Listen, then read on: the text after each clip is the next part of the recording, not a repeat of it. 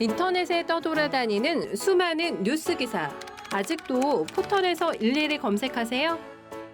이제 뉴스통에서 터치 한 번으로 손쉽게 확인하세요. 최근 내가 구독한 기사를 분석해 오늘의 기사를 추천하는 개인 맞춤형 AI 뉴스. 나만의 공간인 뉴스북에서 컨텐츠를 편집하고 이용자와도 활발한 소통이 가능합니다.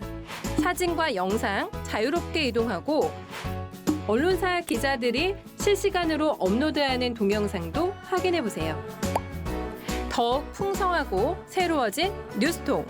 지금 바로 만나보세요. 안녕하십니까 여러분, 제가 한둥이 사이다 박준입니다. 자, 어제 저녁에 헌법재판소에서 한덕수 권한대행이 재판관 지명한 거 관련해서 9대0 전원 가처분 인용 결정이 나왔습니다. 사실상 두 명의 헌법재판관 이제 임명할 수 없는 상황이 됐는데요. 좀 늦게나마 좀 바로 잡힌 게 다행이 아닌가 생각도 듭니다. 자, 오늘도 시원하고 재밌는 소식들로 여러분 출근길 함께 하겠습니다. 생방송 중에 댓글 참여 많이 부탁드리고요. 박준의 뉴스 인사이다 지금 바로 시작하겠습니다.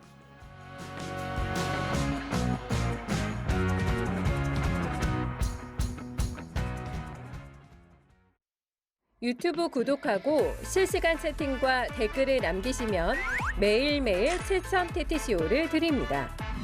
참여 방법은 통통문 어플을 다운로드하고 회원가입과 로그인을 해주세요.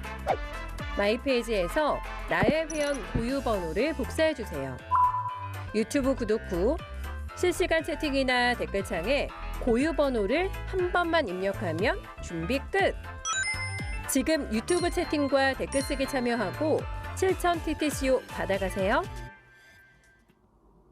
바쁜 아침 오늘 꼭 알을 뉴스들 엄선해서 정리해드리겠습니다. 듣기만 해도 이해가 쏙 뉴스픽. 오늘도 뉴스토마토의 자랑 전현주 뉴스토마토 기자와 함께 하겠습니다. 안녕하십니까? 네, 안녕하세요. 자, 어제 헌법재판소 한덕수 권한대행 재판관 임명 절차 중단해야 된다, 이렇게 결정을 내렸는데 이번에도 만장일치, 전원일치입니다. 9대0. 네, 전원일치 결정이었습니다. 어제 저녁 헌재는 한덕수 권한대행의 재판관 임명 절차가 중단돼야 한다고 전원일치로 인용 결정을 내렸습니다. 앞서 지난 8일 한 대행은 문영배 또 이미선 재판관의 후임으로 이완규 법제처장과 함상훈 서울고법 부장판사를 지명했었는데요.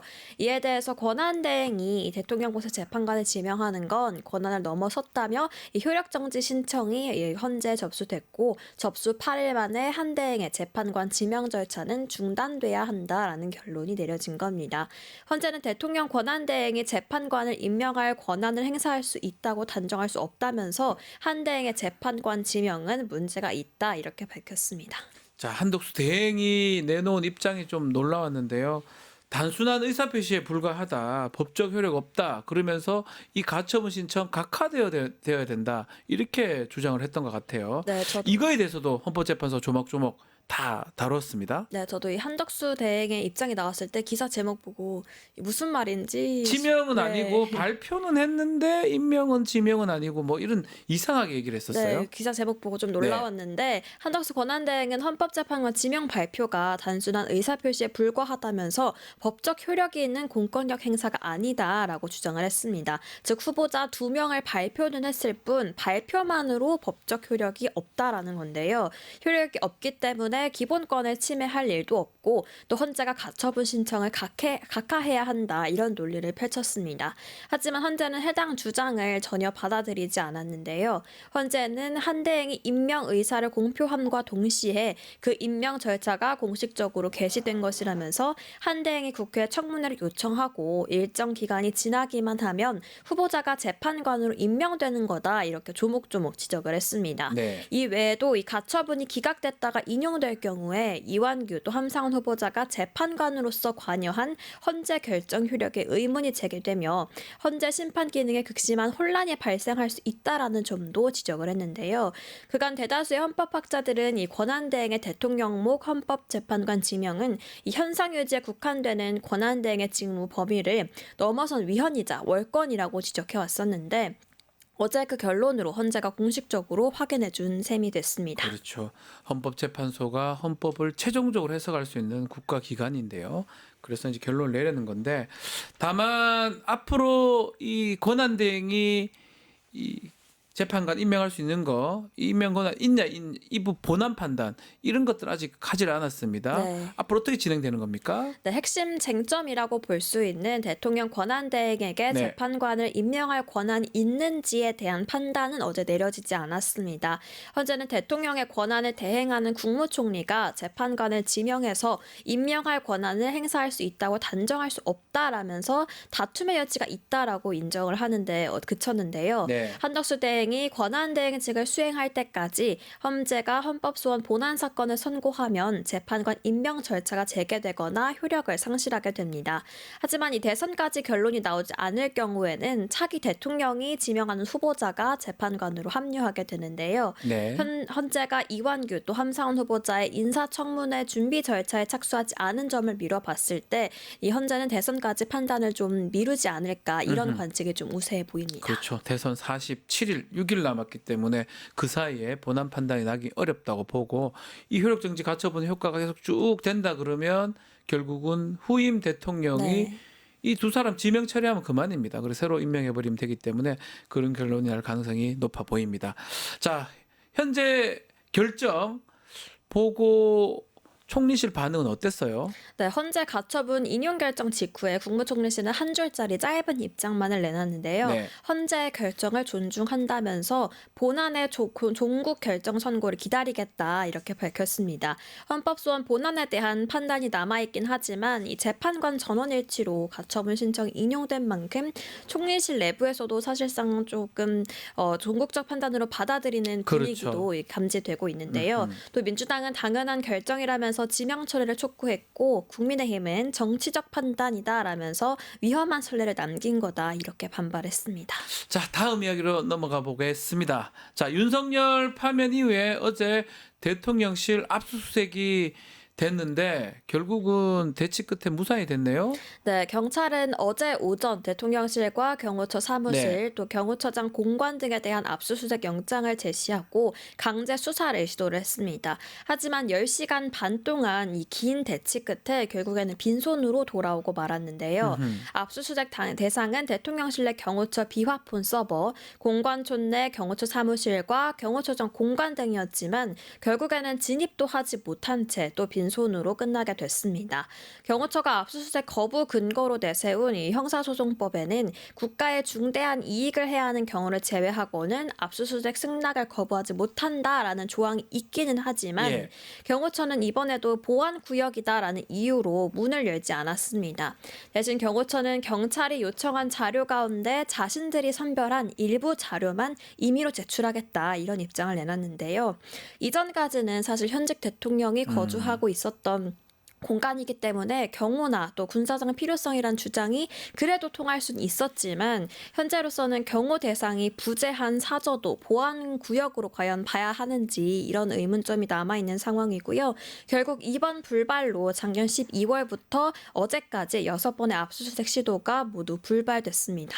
자, 대통령실 진입을 허가할 수 있는 사람이 경호 책임자, 지금 김성훈 차장이라고 봐야 되는데, 김성훈 차장 물러난다고 얘기를 했지 않습니까, 이 사람? 네, 맞습니다. 저희가 어제 뉴스픽에서도 설명을 드렸었는데요. 김성훈 차장은 이달 내 사퇴하겠다. 또 남은 기간에 직무에 관여하지 않겠다. 이런 입장을 밝혔었는데요. 그 말이 무색하게도 하루 만에 철저하게 막아섰습니다. 특히 아크로비스타에서 윤석열 씨를 근접 경호하는 모습이 포착됐던 김성훈 차장이 어제는 이 압수수색이 있자 이 대통령실로 출근해서 집행 거부를 직접 지휘하는 모습을 아하. 보였는데요. 예. 한편 김 차장이 전권을 지휘하던 때에는 자료 제출 전면 거부나 다름이 없었는데 이번엔 또 임의 제출 방식으로 좀 바뀌면서 좀 기류는 달라진 것 아니냐 이런 해석도 나오고 있습니다. 또 관련해서 오늘 한국일보도 사설을 냈는데요.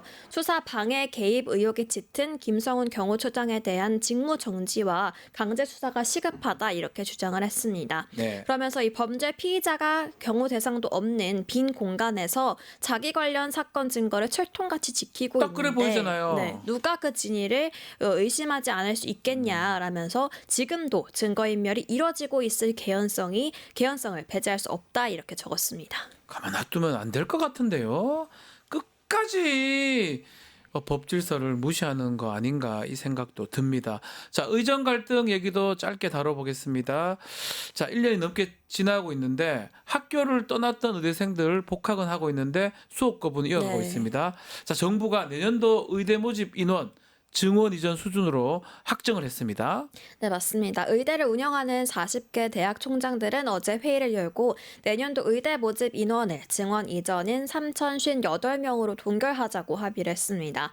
당초 총장들은 의대생들의 복학을 요구하면서 전원 복학과 또 정상 수업이 가능한 수준으로 회복하면 증원 이전 수준으로 동결하겠다 이렇게 말했었는데요.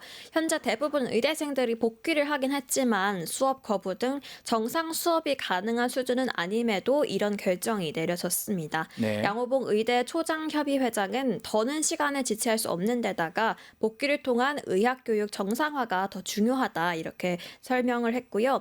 표면적으로 보면 이 의정 갈등이 해결되는 것 같아 보이지만 여전히 학생들은 투쟁 기조를 이어갈 조짐으로 보입니다. 또 현재 의대생들은 필수의료 정책 패키지 철회와 또 2사학번, 2호학번 동시 교육 방안 등 세 가지로 줄인 요구안이 수용돼야 복귀하겠다 이런 입장을 계속해서 밝히고 있는데요.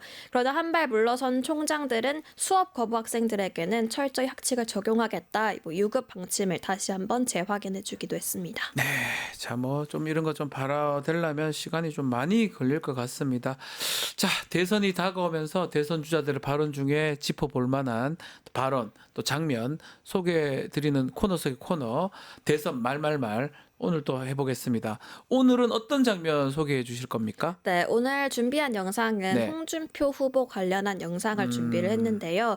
이 질의응답을 받는 과정에서 기자의 소개를 듣고 바로 나가버렸는데 어떤 언론사의 기자였는지 영상으로 먼저 만나보시겠습니다. 네.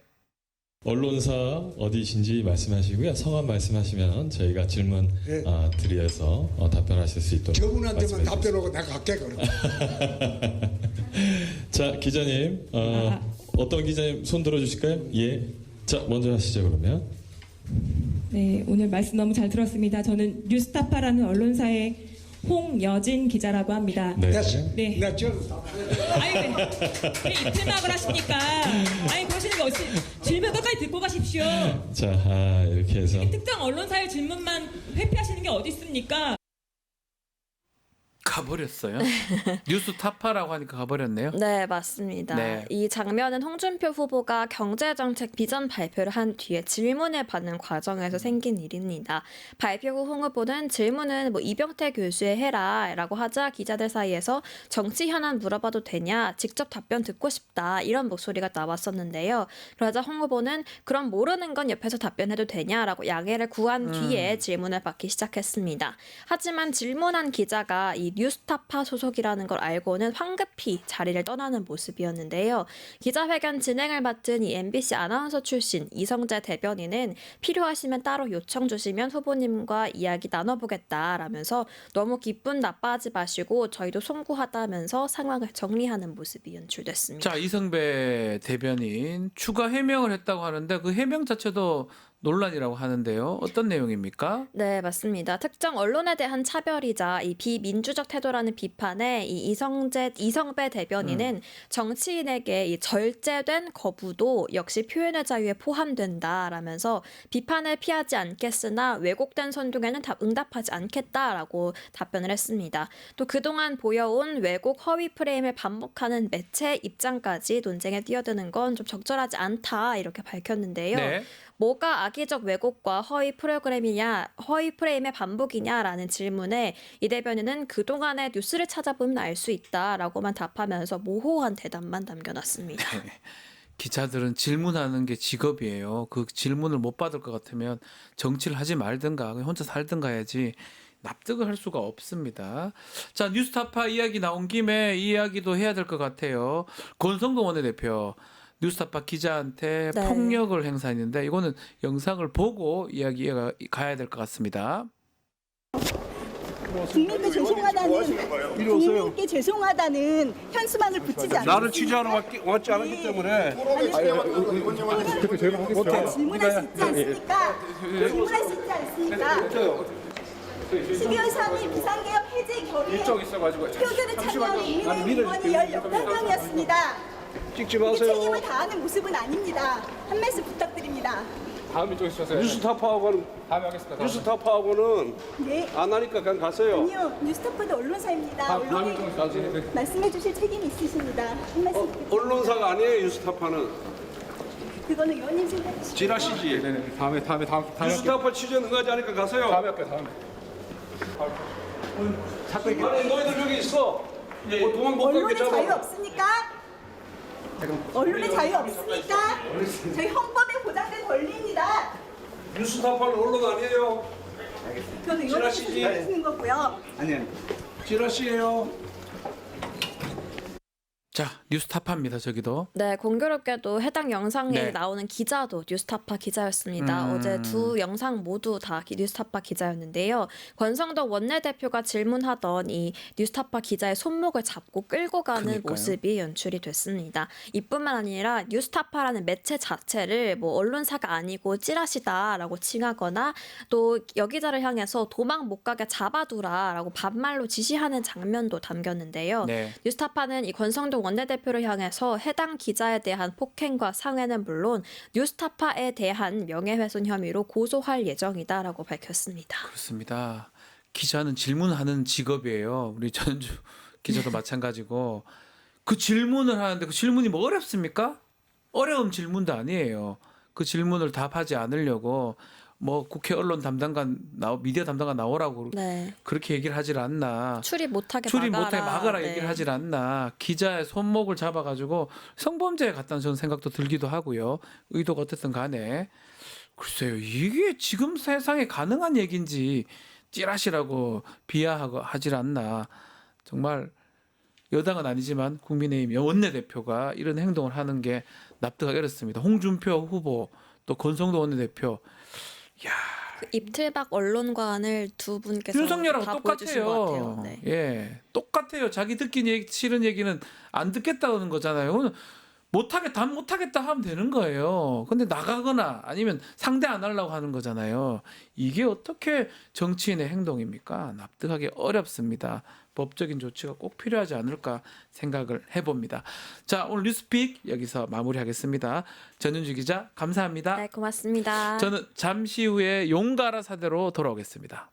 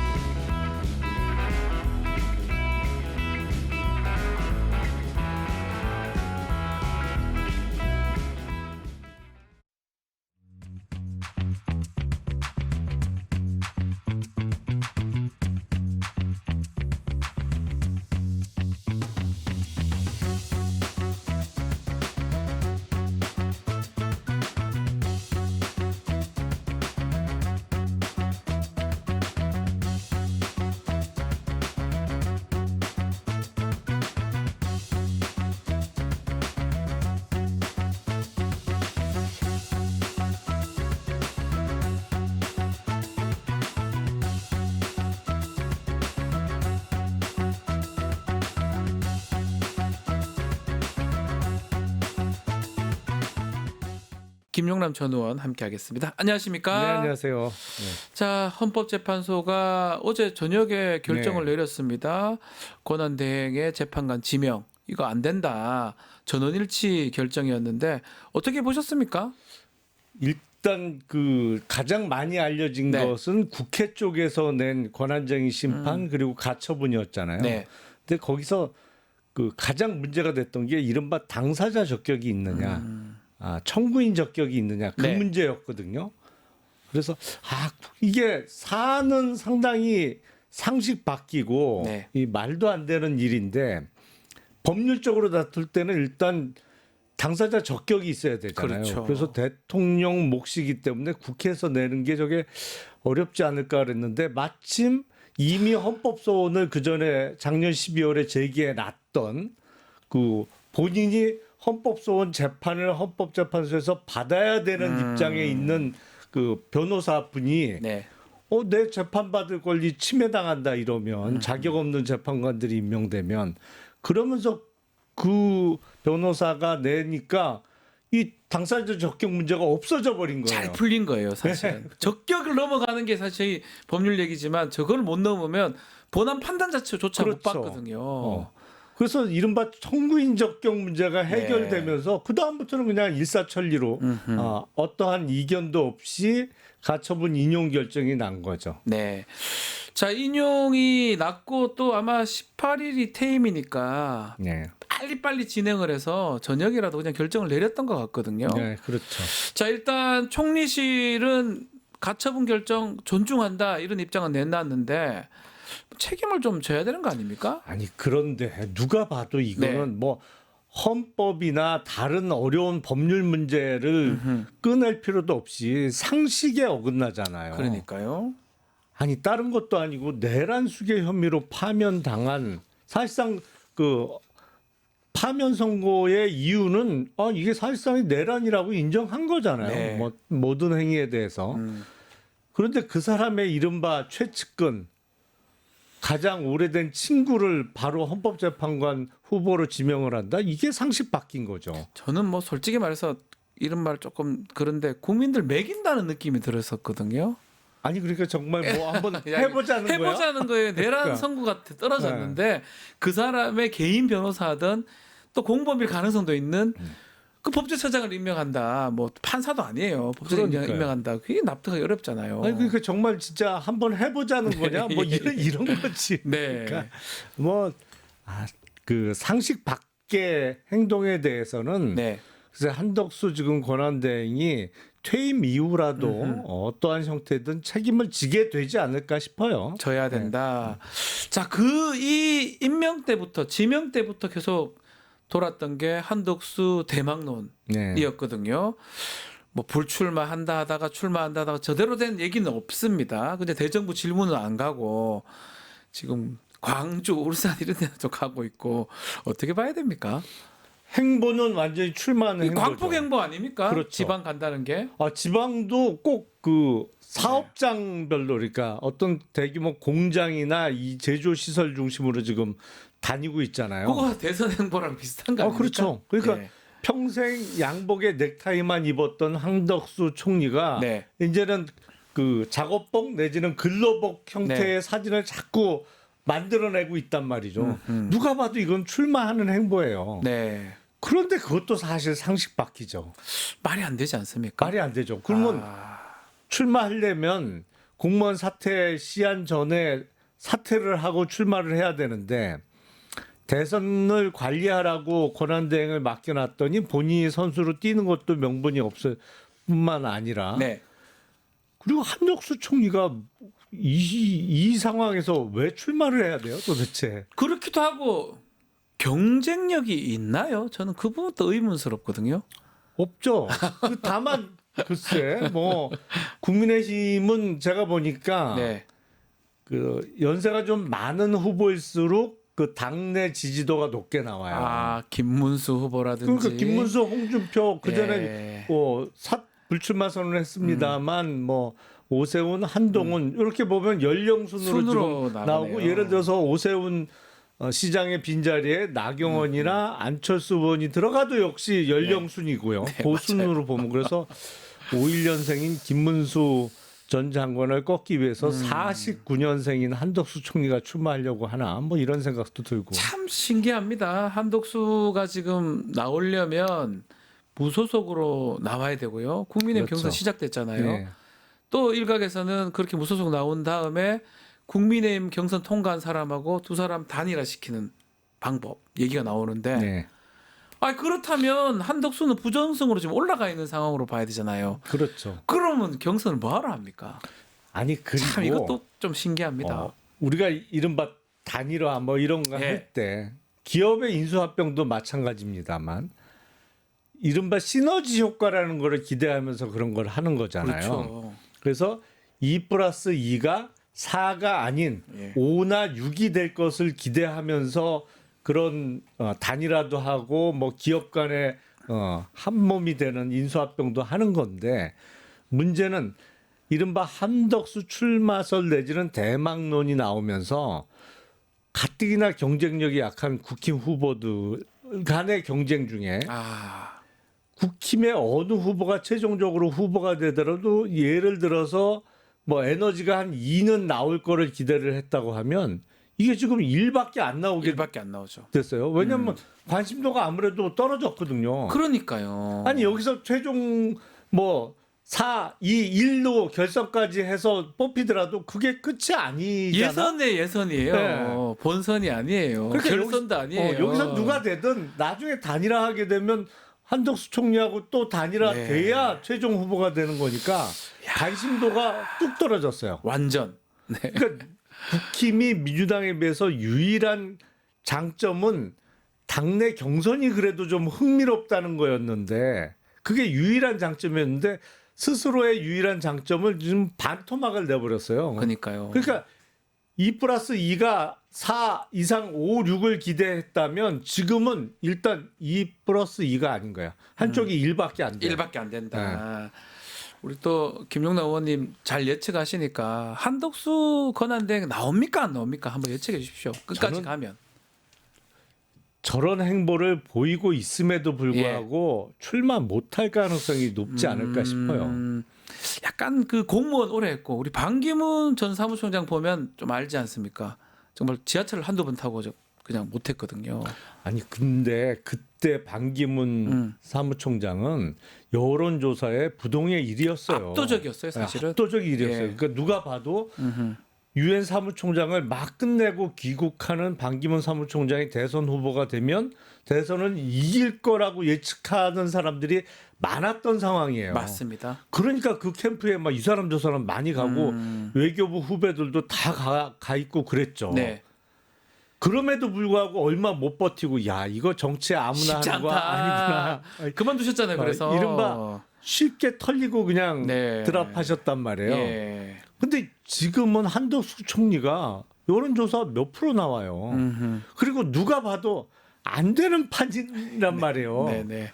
아니 그렇게 누가 봐도 되는 판에 뛰어들어도 안 되는 게 이 정치구 선거인데 누가 봐도 안 되는 판인데 거기에 뛰어들어서 되게 만든다고 그런 돌파력이 한덕수 총리에게 있어요. 제가 보기에는 중간에 좀 해보다가 드랍할 가능성이 높지 않을까 싶어요. 할 것이다.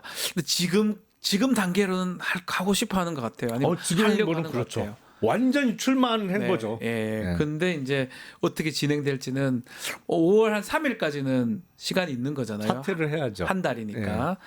근데 그때까지 뭘 하다가 결국은 할 수 있을지는 한번 봐야 될 것 같다. 이렇게 보시네요. 알겠습니다. 다시 또 국민의힘 얘기하면 오세훈 시장은 불출마를 했습니다. 근데 명태균 씨가 나와서 그런지 몰라도 보석이 풀려나서 오세훈 얘기도 하지만 홍준표 후보도 겨냥을 하고 있습니다. 이른바 명태균 게이트. 국민의힘 경선에 영향을 줄까요? 앞으로? 충분히 줄 수 있죠. 그리고 명태균 씨는 구속되어 있는 상태에서도 이른바 다른 사람을 통해서 본인의 소셜 미디어에 이런 거 저런 거를 올렸는데 네.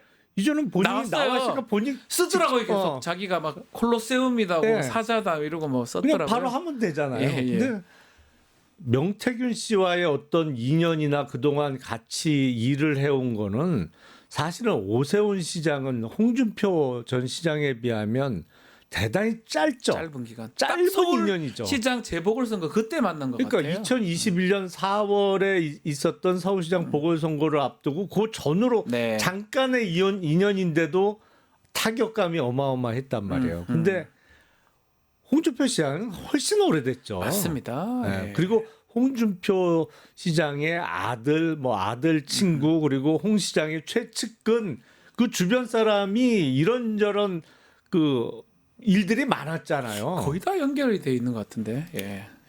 근데 그럼에도 불구하고 오세훈 시장에 비해서 홍준표 시장의 타격감은 오 시장에 비해서 작을 수 있어요. 왜 그렇죠? 이미지가 그렇잖아요. 오세훈 시장은 나름 그래도 깨끗한 이미지를 갖고 왔던 정치인이고. 이제껏 뭔가 그런 게 하나도 없었어요. 사실은. 그러니까요. 이번이 거의 처음인 것 같아요. 근데 홍준표 시장은 또 이런 스캔들이 정치적으로 생기더라도 아니 뭐 홍준표 그런지 몰랐어? 뭐 이러면 타격감이 훨씬 덜하단 말이에요. 아, 홍준표 후보가 이런 일들이 몇 번 있었죠. 뭐 아, 대선 그럼요. 나오기도 하고 또 뇌물 그런 스캔들도 예. 있었고 등등 때문에 타격감 덜할 것이다. 예. 어쨌든 이제 관련은 있을 것 같긴 한데. 아니 그러니까 평소에 네. 깨끗하지 않은 이미지를 유지하는 것도 이럴 때는 또 나쁘진 유리한 않다. 점도 있어요. 원래 저런데 그냥 이렇게 본다는 거죠. 원래 그런 사람이야. 예, 뭐. 뭐 어때? 이번엔 별거 아닌 것 같은데 이렇게 본다는 거잖아요. 자, 어쨌든 4-2-1입니다. 지금은 8명이고 후보가 4명, 2명, 1명으로 최종 후보를 정하는데 누가 될까요? 한번 예측도 해 주십시오. 일단 4명은 어느 정도 보여요. 그렇죠. 예. 4명. 뭐 네. 누구나 예측할 수 있죠. 김문수, 홍준표 그리고 한동훈 그리고 오세훈 시장의 빈자리에 야. 아무래도 지금 국민의힘 분위기로 봐서는 나경원 의원이 들어야. 안철수 의원보다 네. 나경원 후보입니까? 왜냐하면 그 이른바 4명이 들어가는 1차 컷오프까지는 합종 연행 뭐 이렇게 연대 같은 것도 필요해 보이는데 안철수 의원은 철저하게 독립군이에요. 네. 근데 나경원 의원은 뭐 김문수 장관하고 연대하는 그렇죠. 듯한 모습도 보이고 이렇게 저렇게 좀 보이잖아요. 네. 그리고 지금 물상 나경원 의원이 유리한 거죠. 당원 그 때문에 그런 건가요? 당원 아니 1차 컷오프는 예, 100% 여론조사인데 여론을 한다고 했는데. 예. 역선택 방지 조항이 있잖아요. 그러니까 국민의힘 지지층과 무당층만을 상대로 하는 거라 당원 투표가 섞이면 그 안철수 의원에 비해서 나경원 의원이 훨씬 유리하겠죠. 근데 여론조사임에도 불구하고 이 역선택 방지 조항 때문에 좀 유리하지 않을까. 안철수 의원에 비해서. 결국은 역선택 방지 조항이 있으니까 여론조사를 한다고 하더라도 당원 조사랑 비슷하게 갈 가능성이 높지 않을까요? 그렇죠. 예. 일반 다 빠지니까. 예. 그래서 사실은 네. 지금 국힘 상황 같으면 역선택 방지 조항을 넣으면 안 돼요. 안 되죠, 사실은. 예. 그래야 그 조항을 빼야 예. 이른바 중도 확장성이 있는 후보들이 많이 진출할 수가 있는데 지금 국힘은 철저하게 뭐랄까요? 지금도 친윤 중심으로 돌아가고 그렇죠. 있는 상황으로 보이기 때문에 예. 그 빼야 되는 상황에서는 꼭 넣고 넣어야 되는 상황에서 빼고 항상 보면 거꾸로 하더라고요. 유승민 뭐 전 의원 같은 경우 그것 때문에 이제 경선에 불출마를 한 것 같은데 그렇죠. 만약에 유승민 전 의원 역선택만 빼버리면 어느 정도 가능성이 있는 거 아닙니까? 그럼요. 예. 역선택 넣어버리면 뭐 사실 방법조차가 없으니까. 역선택 방지 조항을 안 넣었다고 하면 유승민 의원이 적어도 1차 컷오프는 4위 안에 통과하죠. 들어가겠죠. 예. 인지도도 있고 그러니까 자, 그런 측면이 좀 이해가 안 된다 이렇게 말씀 주셨는데 자 다른 쪽 이준석 개혁신당 비롯해서 이 빅텐트로는 어떻게 되는 겁니까? 거기 좀 다 모일 수 있다 이런 얘기들도 하거든요. 유승민 전 의원도 갈 수 있고 이낙연 뭐 전 총리 등등 가능성 있는 얘기입니까? 저는 어렵다고 봅니다. 선거할 때마다 얘기 나오잖아요. 예, 빅텐트. 큰 아니 천막. 일단 이른바 빅텐트 내지는 반 이재명 연대잖아요. 네. 그게 성공하기 위한 제1 조건은 이재명 후보가 이른바 그냥 요새 말로 하면 최고 빌런이 돼야 가능해요. 그렇잖아요. 네, 맞아요. 저 사람은 반드시 막아내야 된다 우리가. 그래서 그거를 동기로 해서 뭉치는 게 이른바 반 이재명 연대 빅텐트잖아요. 예, 맞습니다. 근데 이게 안 돼요, 지금. 왜냐하면 동시에 하늘에 태양이 2개 떠 있을 수 없듯이 네. 동시에 최고의 빌런이 2명이 존재할 수는 없어요. 근데 지금 이 판의 최고의 빌런은 누가 뭐래도 윤석열 전 대통령이에요. 쪽이게 맞죠. 예. 이게 눈에 안 띄어야 되는데 국민들의 눈에 자주 안 비춰져야 그나마 뭐 이재명 후보를 반대하기 위한 연대 구성이 가능한데 자꾸 뉴스에 등장하고 그리고 계속 메시지를 내요. 뭐 야 대통령 뭐 5년 하면 뭐하냐 3년 하면 됐지 이긴 거야 무슨 말도 안 되는 그러니까요. 얘기를 계속 쏟아낸단 말이죠. 그러니까 누가 봐도 국민들이 보기엔 지금 이 상황에서의 최고의 빌런 반드시 막아내야 되는 사람은 윤석열 전 대통령이에요. 맞습니다. 그렇기 때문에 반 이재명 연대가 안 돼요. 이런 상황에서는. 또 결론적인 이야기이긴 하지만 결국은 구속 취소 결정이 나서 그렇게 나옴으로써 국민의힘이나 이쪽에서는 상당히 불리해진 것 같아요. 악재죠. 실제로 있었으면 네. 벌써 절연했을 것 같거든요. 나와 있으니까 메시지 자꾸 내고 끊지를 못하잖아요, 국민의힘이. 그리고 여전히 국민들이 보기에는 아니 저렇게 멀쩡하게 그러니까요. 돌아다니다가 정말 살아오는 거 아니야? 그런 생각까지 국민들이 하고 불안감이 있는 거잖아요. 그러니까 1심 재판부에서 이상한 이유로 뭐 네. 예를 들어서 지금 일설의 돈은 공소기각 공수기각 하고 예. 검찰은 항소 항소 안 안 한다. 하고 그거 봤잖아요, 우리가. 뭐 그것도 가능한 거 예. 아니야? 불안하단 말이야. 아직도. 예. 그렇기 때문에 최고 빌런이 아직 해결이 안 됐어. 그렇기 때문에 반 이재명 연대는 성공할 수 없어요. 결과는 좀 얘기긴 합니다만 그렇다는 거네요. 네. 감옥이나 구치소에 있었다면 이 정도까지는 안 왔을 것이다. 그렇죠. 그렇게 되면 많은 국민들이 이제 파면도 됐고 네. 구속돼서 재판 받으면 뭐 적어도 징역 30년 이상은 받겠지. 네. 그러면 이제 해결이 됐다라고 생각을 해야 뭐 국힘 쪽에서 구상하는 게 가능성이 조금이라도 생길 수 있는데 예. 지금은 여건상 불가능해요. 그게. 자, 같은 맥락이긴 한데 대통령실 압수수색 부분 네. 어제 실시를 했습니다. 경찰에서 결국은 10시간 이상 대치하다가 집행이 또 안 됐어요. 네. 이런 것도 국민들이 봤을 때는 좀 불안할 것 같은데 좀 이상하잖아요. 김성훈이 책임자긴 한데 이 차장이 사의 표명을 했는데도 그것을 막고 있다. 어떻게 해석을 해야 됩니까? 국민들이 보시기에는 아직도 내란 세력들이 그러니까요. 힘을 갖고 있는 것이고 보여요. 지금도 예. 집권 세력이다라고 예. 볼 수밖에 없는 거죠. 근데 문제는 범죄 혐의가 있어서 압수수색을 하려고 하는데 그 범죄 혐의자가 불허하는 거 아니야? 좀 놀랍습니다. 그 사람이 대상자인데요. 네. 본인이 맡고 있잖아요. 이게 말이 돼? 저는 그거가 질문이 좀 드리고 싶어요. 당연히 상식적으로는 말이 안 되죠. 예. 그러니까 사실은 대통령 권한대행이 제대로 된 사람이라면 이런 네. 상황을 해결을 해야죠. 예. 지금 경호처장 뭐 그것도 처장도 아니고 차장이 대행하는 형태잖아요. 네. 아니 근데 누가 보더라도 경호처를 지휘하는 거는 대통령이 없으니 대통령 권한대행이죠. 그렇죠. 대통령 권한대행이 지시를 내려야죠. 내려서 그거 해결해 주라. 네. 아니 그 김성훈은 빠져라. 등등의 지시가 있어야 된다 이 말씀이시죠? 당연하죠. 그게 상식이고 순리인 거죠. 근데 안 되고 있는 거죠. 왜냐하면 각 단계별로 대행이 엉망진창이거든 지금. 대통령 권한 대행부터 지금 엉망이란 말이에요. 네네. 그 경호처장 대행도 역시 거기는 아예 혐의자고 네. 직접적인 혐의자고 물론 한덕수 총리도 지금 혐의를 받고 있습니다만 네. 그러니까 국민들이 보시기에는 이 상황을 빨리 해결을 하고 싶은 생각이 더 굴뚝 같은 거지 맞습니다. 무슨 다른 얘기를 한들 지금 귀에 들어오지 않는 상황이란 말이에요. 맞아요. 국힘은 선거 전략이 처음부터 어그러졌어요. 여건이 안 좋아요 상황이. 네. 아니 그리고 지금 가장 눈에 띄는 부분이 비아폰 부분 아니겠습니까? 네. 계속 사라지고 있다 비아폰이. 12월 3일에 있었던 그 내용들. 또 관련자들 어제도 지금 최상목 경제부총리 나와서 휴대전화 바꾼 거 결국 청문회에서 얘기를 하던데 휴대전화 계속 바꾸고 있어요 관련자들이. 그렇죠. 증거가 없어지는 거 아닙니까? 시간이 흐르면 흐를수록. 그 내란 관련해서는 처음부터 수사가 효율적으로 이루어지지 못했기 때문에 네. 이게 다른 모든 일도 마찬가지입니다만 수사는 정말 타이밍이 중요하거든요. 맞습니다. 타이밍을 이미 여러 차례 놓쳤어요.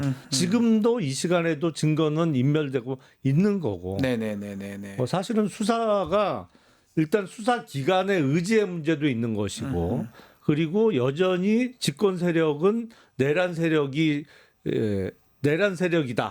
내지는 내란 세력이 아직도 권력을 잡고 있다라는 맹점이 복합적으로 작용하다 보니까 참 안타까운 거죠. 이게 증거가 없어지면 네. 뻔히 보이는데도 법적인 처벌이 어려워질 못하니까요. 가능성이 높잖아요. 딱 막히는 부분이 지금 보면 검찰인데 김성훈 앞에 가면 막히고요. 또 그리고 비아폰 뭐 이런 게 비슷하면 막히고 네. CCTV 안가 CCTV 이런 것도 영장이 안 나왔습니다. 압수수색 영장 안 나왔습니다. 등등 느낌에 보면 뭔가 검찰이 관련성이 있나 이런 생각을 하지 않을 수 없어요. 아니 뭐 검찰 수뇌부도 내란 혐의에 있어서 자유롭지 못하죠. 네. 그게 가장 결정적인 이유죠. 그러니까 실제로는 안가 CCTV라든지 이런 것도 영장을 안 내줄 이유가 없거든요. 그것을 왜 기각을 합니까 검찰이? 아니 다른 사건도 아니고 내란 사건인데. 내란 사건이에요. 네. 아니라 하더라도 그거 좀 더 적극적으로 해가지고 활동을 해야 그럼요. 되는데. 아니 범죄 혐의의 중대성으로 볼 때 네. 이게 영장을 기각할 사안은 전혀 아니죠. 그러니까요. 지금 연이어서 이루어지는 검찰의 결정은 이해하기 어려운 결정이 너무 많아요. 중요한 대목마다 그런 일들이 벌어지고 그러니까요. 있기 때문에 제가 보기엔 지금 검찰 수뇌부는 예. 검찰을 가장 크게 빠른 속도로 망가뜨리고 있는 장본인이라고 저는 생각합니다. 자꾸 그러다 보니까 뭐 지금 드러난 거는 김용현 전 장관을 내란 직후에 검찰에서 불렀다. 뭐 이진동 차장 얘기도 있고 심우정 총장 전화기로 썼다. 뭐 등등 여러 가지 얘기인데 거기에 뭔가 어떤 힌트가 있는 게 아닌가. 그 정도로 좀 연결이 되어 있는 거 아닌가. 이 생각이 지울 수가 없습니다. 아니, 그리고 비상계엄 선포 직후에 대검에서 회의를 했잖아요. 그렇죠. 같다는 거잖아요. 네. 회의가 어떻게 그렇게 빨리 이루어질 네. 수 있었느냐라고 하고 또 그 회의에서 무엇을 논의했느냐. 네. 뭐 예를 들어서 지금 비상계엄 선포 이후에 또 그 밝혀진 포고령 내용과 관련해서 지금 비상계엄이 전국 비상계엄이니까 가장 큰 변화가 사법권 관할의 변화잖아요. 그렇죠. 그러니까 그거 관련해서 지금 비상계엄 내지는 포고령 내용에 대해서 협조하기 위한 회의 아니었느냐. 그건 나중에 뭐 밝혀보면 예. 얼마나 밝혀질 수 있을지 모르겠습니다만 그거였을 가능성이 매우 높죠. 상식적으로 계엄을 한다는 거는 사실은 군사가 이제 군대가 뭐 사법 행정 다 한다는 네. 건데 검찰이 빠져 있을 리는 저는 없을 것 같거든요. 그리고 비상계엄 선포 직후에 대검에서 회의를 열어갖고 예. 야 우리 이거 비상계엄에 반대하자 이런 내용을 그럴 논의했단 수가 말이죠. 없습니다. 그러니까 그게 싹 빠져 있어요. 네. 지금 우리가 이 내란 사건 윤석열 지금 탄핵됐고 파면되긴 했지만 그 와중에 우리가 눈으로 봤던 사령관들 등등 경찰 일부만 기소가 돼 있는 상황이지 나머지는 하나도 드러난 게 없는 것 같습니다. 사실은 그러니까 군인 뭐 네. 국방부 장관은 군인은 뭐 아닙니다만 아니지만, 네. 눈에 띄니까 예, 국방부 장관과 군인들만 구속이 그렇죠. 되고 맞습니다. 다른 쪽은 구속된 사람이 하나도 없잖아요. 없습니다. 조사도 안 되고 있고요. 근데 그러면 다른 사람들은 전혀 몰랐다고? 네. 아닐 리가 가능성이 훨씬 없지요. 높죠. 그래서 자꾸 의심을 하는 겁니다. 검찰이 왜 맡고 있는지. 그러니까 특검도 맡고 있고 수사도 맡고 있고 뭐 그런 상황인데 자 최상목 부총리 얘기를 좀 해보면 어제 청문회 나와가지고 휴대폰 얘기를 했는데 아니 12월 7일 날 바꿨는데 안 바꿨다고 또 얘기를 했습니다. 이 위증 논란이 좀 될 것 같거든요. 그렇죠. 정말 그걸 기억을 못하는 겁니까? 글쎄 본인 아니 요새는 그 휴대폰이 예. 어떤 고장 면에서는 납니까? 가장 중요한 거 아니에요? 예, 거의 뭐 솔직히 출근했다 휴대폰 안 가오면 저는 돌아갑니다. 그럼요. 이거 없으면 불안해서- 일이 안 되니까. 불안해서 하루를 못 지각하더라도 견디죠. 그걸 가지고 네. 오잖아요. 그 정도로 휴대폰을 1분 1초도 안 두는 없는 경우는 없는데. 사실상 내 몸의 일부 내지는 그렇잖아요. 내 머리의 일부인 거죠. 그렇잖아요. 이거 없이 무슨 뭘 일을 합니까? 해요? 아무것도 못 예. 하잖아요. 근데 그거를 휴대폰 교체한 거를 자기가 깜빡 잊어먹는다? 아니 근데 그렇다면 정말 그걸 깜빡 잊었다면 네. 경제부총리 하면 하면 절대 안 안 되죠. 안 되죠. 절대 안 되는 사람이지. 경제부총리가 숫자, 기억 네. 이런 거 엄청 중요한 위치 아닙니까? 아니 그 정도로 정신머리 없는 사람이 무슨 경제부총리를 해요? 거짓말. 근데 저는 좀 대단한 게 어떻게 그냥 뻔뻔하게 거짓말 금방 걸릴 수도 있는 거를 그냥 태연하게 거짓말을 할까요? 안 아니, 걸릴 거라고 생각했는가? 아니 그리고 보면 저 경제부총리 될 때 분명히 문제 제기가 돼서 미국 국채 팔아놓고 그 이후에 또 샀잖아요. 나 뭔지 모르겠어요. 이거는 대단한 사람 같아요. 뭐 하자는 건지 그 사이 또 모르겠어요. 샀어요. 확신을 갖고 있는 건지. 아니 달러를 왜 이렇게 좋아해요? 그러니까요. 하나만 더요. 재산이 본인 44억 갖고 있는데 부유하진 않다. 이런 얘기를 하면서 44억이면 부유한 편 아닌가 싶기도 한데 예전에 문영배 재판관 뭐 4억인가요? 6억인가요? 넘어가면서 평균 재산 넘어가는 것에 부끄럽다 이렇게 말했던 거하고 좀 대비되는 것 같습니다. 아니, 돈 많은 게 저는 그러니까- 제가 아니고 저는 좋은데 네. 굳이 이렇게 표현할 필요가 뭐 있냐는 거예요. 그 최상목 경제부총리가 경제관료로 평생을 살았잖아요. 네. 그러니까 자기 주변에 돈 많은 사람들하고 그만큼 많이 어울린 거예요. 재벌들이 좀 많아서 그러나요? 아니 그 사람들하고 비교하면 적죠. 절대로 너무 부유하지 적죠. 않지. 너무 적죠. 그러니까 기본 인식이 그게 깔려 있는 게 아닌가 싶어요. 그러니까 주로 만나는 사람, 자기 주변에 있는 사람, 뭐 자기가 잘 아는 사람 기준으로 이야기를 하다 보니까 아니 뭐 재산 44억 갖고 어떻게 부유하다고 얘기를 하냐. 뭐 이렇게 얘기가 나온 건데 글쎄 공직자로서는 아니 근데 경제부총리가 부자 기준으로 모든 걸 판단하고 생각하면 안 되는 절대 거잖아요. 안 되죠. 아 중간 네. 진짜 저는 고위공직자가 그만 저 하지 말고 사업하시고 돈 많이 버시면 좋잖아요. 능력 있고 뭐 있다면 굳이 고위공직자 제일 중요한 경제 수장 자리 가가지고 난 돈도 얼마 없는데 저 기준이라면 재벌 기준 아니면 부자 기준으로 경제 정책을 운영할 거 아닙니까? 아니 그리고 최상목 경제부총리의 이른바 롤 모델이 아마 한덕수 총리일 가능성이 매우 높은데 왜냐하면 예. 한덕수 총리가 경제부총리하고 나서 맞아요. 국무총리가 됐죠. 네. 그리고 나서 정권이 바뀌었어요. 노무현 정부에서 이명박 정부로. 근데 또 이명박 괜찮았어요. 정부에서 주미 대사로 가고 한국 대사를 했단 예. 말이에요.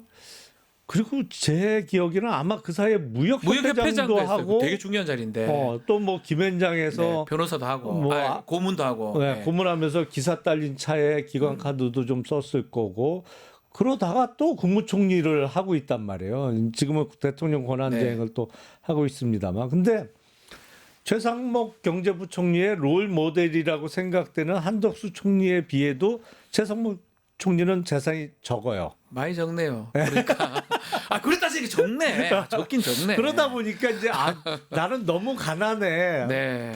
내 주변 사람들 중에 내가 제일 가난해. 뭐 이렇게 생각하고 있는 게 아닌가 싶어요. 그러니까 두 사람 다 기재부 출신인데 비슷비슷한데 조금 더 벌어서 아니면 또 공직도 계속 좀 더 어떤 정권이 들어서든지 간에 있어야 되는데 그래 따져보면 나 돈도 적다 이럴 수도 있는 거네요.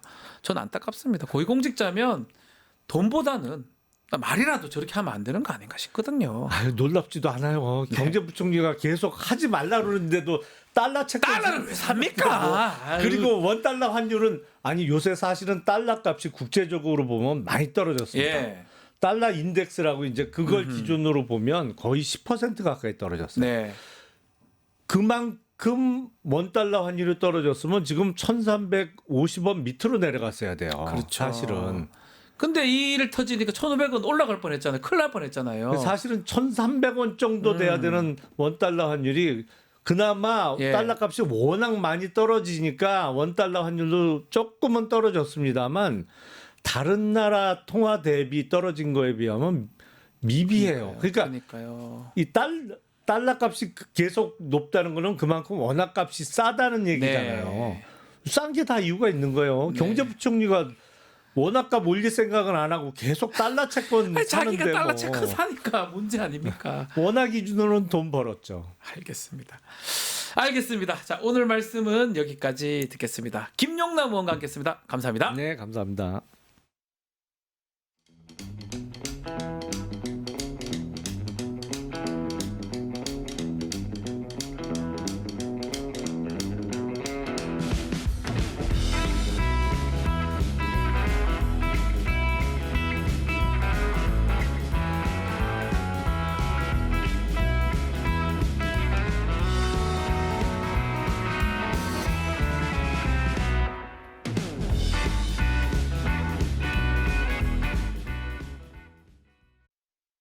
올해 MTS의 선두주자 증권통. 모든 투자 자산을 한눈에 오케이. 투자 고수의 거래 내역을 구독하고 주식 투자를 더 쉽게. 거슬리는 하단 광고도 노에드 가입하면 더 넓고 더 많아지는 나의 관심 종목들. 쉽고 빠른 주식 투자 증권통. 리서치 앱테크 아직 시작 안 하셨나요? 생각만 공유해도 리워드가 쌓이는 서치통. 지금 시작해보세요. 원아이디 로그인 후 패널 가입 시 약 3,000원 상당의 리워드 적립. 리서치에 참여하실 때마다 현금처럼 사용 가능한 PTR 적립. 내가 초대한 친구가 패널 가입을 할 때도 리워드 적립.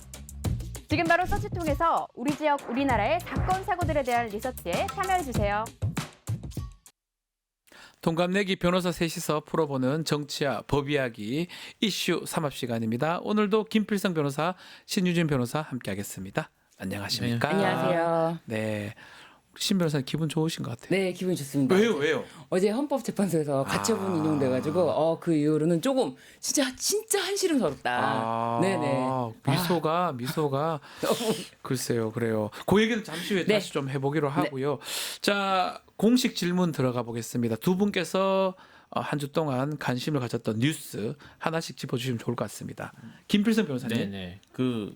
지금 이제 이른바 여권 이전 잠룡이라고 부르면 안 되겠죠. 출마하셨으니까. 용이죠, 용. 네, 현용. 지금 나타나 있습니다. 나오는 용 중에서 이제 가장 주목받는 분이 아마 김문수 후보이실 것 같은데 지금 지지율이 가장 높으시니까 최근에 좀 인상적인 행보를 보이셨어요. 네. 일단 전태일 기념관을 찾아가서 거기를 갔어요. 네, 그 전태일 동상 옆에 앉아서 이렇게 그 사진을 찍으셨습니다. 사진 찍고 바로 하루 이틀 만에 다시 박정희 사진 가서 저 사진인데 저걸 찍으셨거든요. 똑같이 따라하는 모양인데, 근데 이제 참 이게 박정희 전태일 정신이 박정희와 전태일이 어떻게 정신이 연결되는지 제가 잘 모르겠는데 둘이를 같이 하는 게 맞습니까? 근데 이제 박정희 얘기를 하면서 지금 이 기사 말고 다른 기사에서 좀 내용을 좀 더 찾아보면 박정희 때는 사람이 죽지 않았다. 뭐 총, 칼 이런 거 쓴 적이 없다. 뭐 이런 식의 얘기를 했다는데 박정희가 사람이 안 죽고 총칼 안 썼다고요? 너무 많이 쓰고 많이 죽은 거 아닌가요? 뭐 다 떠나서 전체 열사가 박정희 때 극단적인 사실 결국 했잖아요. 결국 그래서 분신해서 이제 하신 거잖아요. 1970년인가 그럴 텐데. 그러니까 며칠 전에 나는 전태일이 친구야라고 하셔서 갔던 분이 박정희 동상 앞에서 저걸 찍으신 다음에 박정희 정권에서는 사람이 죽지 않았다라는 말씀하셨다는 거예요. 그래서 이건 정치적 성향을 떠나서 기억력의 문제가 아닌가.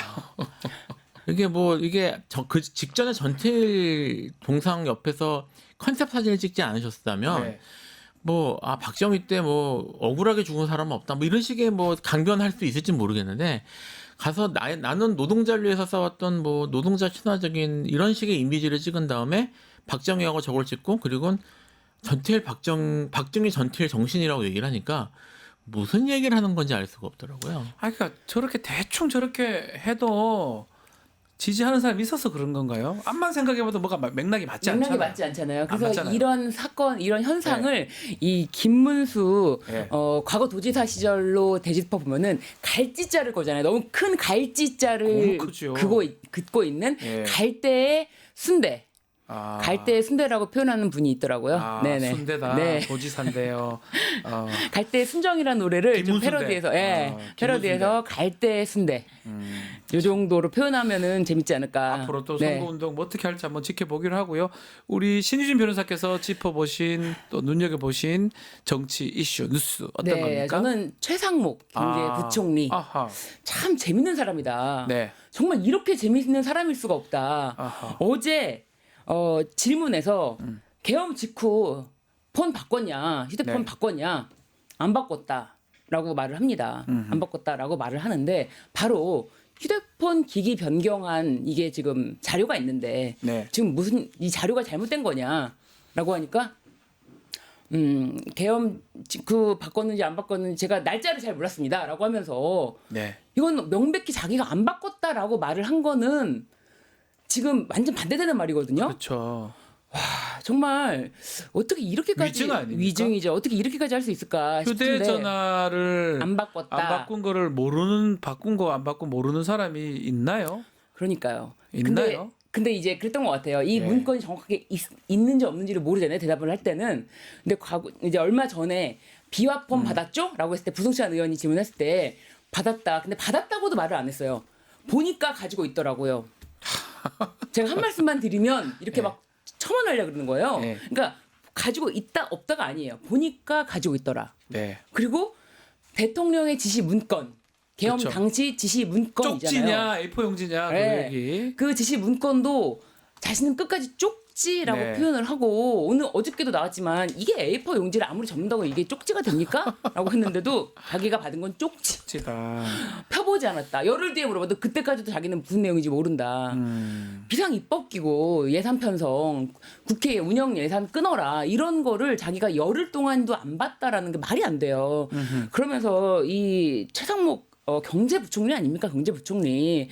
그런데 진짜 우리나라 경제가 어떻게 보면 망해야 자신이 돈을 벌 수 있는 그 미국채를 사들이고 그러니까요. 이런 자가 지금 뭐 계엄 이후 폰을 안 바꿨네 자기가 혼동이 됐다라는 둥. 아니 떳떳하게 저는 이런 생각이 들더라고요. 얼마나 사람들이 국회의원이 별거 아니라 보이면 그냥 거짓말하는데 어떠한 그런 주저함도 없는 것 같아요. 이제껏 청문회나 국회에 나와서 했던 말도 저는 믿지를 못하겠거든요. 그러니까 사실 그래 나와서 위증을 하면 사실 문제가 되는 거잖아요. 그렇죠. 여기 뭐 청문회 특히 이런 데서 근데 거기에 대해서 나는 처벌받지 않는다는 확신이 있어야 가능한 일이거든요. 그렇죠. 안 그러면 못합니다. 그러니까 이게 이제 직간접적으로 결국은 법이 그들을 피해간다는 것에 대해서 이분이 젖어 있는 거예요. 저도 그래 봅니다. 안 그러면 못해요. 나는 안 죽을 거니까 걱정 안 하고 하는 거라고 생각이 들거든요. 예전에 모 검사장이 계좌로 막 돈을 다 받아요. 그 왜 그렇게 받느냐 알고 보니까 누가 내한테 내 통장을 압수했냐 그런 생각을 갖고 있기 때문에 받는 거거든요. 그렇죠. 마찬가지로 누가 나를 건드릴 거냐라고 생각하니까 그 태연하게 휴대전화가 내가 뭐 거짓말 막 그냥 해버리잖아요. 그러니까요. 어떻게 애들도 알아요. 휴대전화 언제 바뀐지 다 알죠. 애들이 모릅니까? 그래놓고 바꿨지만 기존에 쓰던 것을 가지고 있다. 그게 뭔 말이에요? 뭔 말입니까? 바꾼 거죠, 바꿨냐 안 바꿨냐를 물어봤지. 누가 기존에 쓰던 거 가지고 있냐 안 가지고 있냐 물어본 거 아니지 않습니까? 그러니까요. 이런 일들을 보면서 물론 분노가 먼저 오죠. 뭐 저러냐 물론 생각이 들지만 이게 저들을 저렇게 어떻게 보면 오만방자한 두려울 게 없도록 만드는 시스템이나 구조가 뭔지 이런 것들을 좀 생각해보는 게 좋을 것 같아요. 뭐 같아요, 그러면? 그러니까 이제 기본적으로 법치가 제대로 관철하지 않은 거고요. 법이 평등하지 않다는 거고. 그럼 왜 법이 평등하지 않게 작용이 되는가? 사실 이제 선거가 지금 진행이 되고 뭐 이렇게 새 정권 나면 이제 뭐 다시 또 개혁 얘기가 나올 수밖에 없는데 사실 정치적으로는 개혁이란 말에 피로감 느끼시는 분들 많을 거예요. 하지만 그럼에도 불구하고 다시 개혁을 얘기할 수밖에 없는 게 이런 것들 때문이라고 저는 생각을 하거든요. 맞습니다. 그런 것들을 좀 느낄 수 있으면 좋겠습니다. 알겠습니다. 자, 저녁에 있었던 헌법재판소 결정 결국은 한덕수 대행의 후보자 지명 효력 정지를 시켜버렸습니다. 자, 뭐 사실 예상을 하셨던 거죠? 이거는 헌재 재판관 스스로 헌재를 완전 폭파시키고자 하는 의도가 없는 한 가처분이잖아요. 가처분이기 때문에 일단 효력 정지를 받아들일 수밖에 없을 것이다. 이건 사실 예상을 했지만 9대0 만장일치. 이 두 명에 대해서 이완규 함상훈에 대해서 헌법과 법률이 정한 재판관이 아닐 수 있다. 헌법과 법률이 정한 재판관이 아닌 자에게 헌법 재판을 받아야 될 수가 있다. 헌법 재판은 재심도 안 된다. 그런데 재판관도 아닌 자에게 그렇게 썼더라고요. 따옴표를 쳐가지고 재판관도 아닌 자에게 재판을 받을 우려가 있기 때문에 요거는 효력 정지를 해야 된다라고 아주 깔끔하게 명문으로 쓰고 9대0 만장일치라는 점에서 아주 개운하다. 사실 퇴임이 내일 모레입니다. 18일 내일이죠.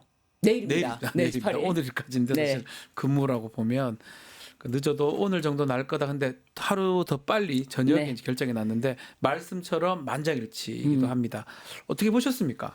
사실 좀 걱정했어요 저는. 걱정을 이게 여러 가지 사실 고려할 부분이 있는데요. 뭐 이제 사법 적극주의, 소극주의 뭐 이런 문제도 있고 네. 사법부가 뭐 이제 그런 이론적인 걸 떠나서 이게 이제 그 뭡니까 그 헌법재판소의 결정은 이제 이 사법부의 결정 중에서 가장 정치적 영향을 많이 받거든요. 네. 그러니까 이게 그 어떻게 선택하냐에 따라서 헌법재판관의 구성이 바뀌는 거잖아요. 그렇죠. 구성이 바뀌는 거고 특히 지금 지명된 사람들이 적절하냐 아니냐 뭐 이런 것들에 대해서 논란이 있는 상황에서 그 헌법재판소가 얼마나 적극적으로 나설 것인가에 대해서 뭐 사실 뭐 헌법재판소가 사고적 자제를 더 중요하게 생각하면 안 했을 수도 있어요. 네. 거기에 대해서 정치적으로 풀어라. 안 했을 수도 있는데 지금 현 상황에 대해서 저는 그래서 이게 법리적인 것도 법리적인 거지만 현재의 지금 헌법이 지금 망가져 있는 상태잖아요. 그렇죠. 아직 회복이 안 된 상태인데 맞습니다. 이 상태에서 헌법재판소가 좀 더 적극적으로 그리고 본인들의 입장이나 이런 방향을 제시하는 게 필요하다는 생각을 한 게 아닌가. 그런 의미에서 뭐 일단 이 재판 자체는 좀 긍정적으로 봐야 될 것 같습니다만 사실은 과제가 많이 남아 있습니다. 그러니까 뭐 저기 권한대행의 뭐 업무 범위라든지 뭐 이런 경우에 헌재가 어디까지 개입할 수 있는가의 문제. 그다음 이런 것들은 사실은 이제까지는 민주주의 시스템에 참가하는 구성원들이 일정 정도의 신뢰와 그 룰을 지킨다는 뭐 이런 것들을 믿고 한 거였는데 그렇죠. 이게 다 깨진 상태여서 지금 이거를 헌법재판소가 어디까지 그 규범적으로 표현할 것인가. 얘기해주지 않아도 알아서 했거든요. 네, 원래는 그 알아서 하는 게 원칙이란 말이에요. 죄송해요. 이런 짓을 하니까 그럼 규범적으로 결정을 해줘야 되나. 이게 참 문제인 거죠. 예, 그리고 그 규범이 되면 경우에 따라서 입법도 가야 되고. 그렇죠. 법도 해. 사실은 이거를 어떻게 해석하고 어디까지 입법으로 해서 결국은 그 신뢰도가 떨어진 이 민주주의 시스템의 참여자들의 신뢰도를 어떻게 강제적으로 확보하실 건가. 사실 이런 논의까지 연결되는 거라. 그런 고민도 사실 간단하진 않습니다. 자, 이 와중에 한덕수는 헌재에다가 의견을 냈잖아요. 네. 이건 지명이 아니었다. 발표라. 예, 그냥. 발표다라고 했는데 헌재에서는 그거에 대해서 명확하게 또 결정을 내려주면서 요 지명이 되고 인사청문 요청안이 국회에 제출되면은 막을 방법이 없다. 막을 방법이 없다는 걸 헌재가 명확하게 밝히면서 막을 방법이 없기 때문에 요 가처분에 대해서는 우리가 효력 정지를 해야 된다. 네. 이렇게 명확하게 막을 방법이 없다. 헌재 바보 아닙니다. 네. 한덕수 권한대행 아니 헌재도 바보가 아니고 국민도 바보가 아닌데 분명히 본인이 지명이라고 완전히 지금 맞아요. 공표를 해놓고 지명 아니었다라고 한다는 게 너무 이거는 진짜 코미디도 이런 코미디가 없는 것 같아요. 네네. 자, 결국 가처분 인용 결정이 됐기 때문에 그 사이에 어떤 행동을 하기는 어렵겠죠. 한덕수 대행이 또 뭐 할 수 있는 방법은 그 주문에 다 나와 있더라고요. 임명도 하지 마, 아무것도 하지 말아라고 나와 있더라고요. 사실 뭘 걱정했냐면요. 제가 금방 이제 신뢰 이야기 있잖아요. 네. 이제까지 헌재 동안 다 무시했지 않습니까? 네.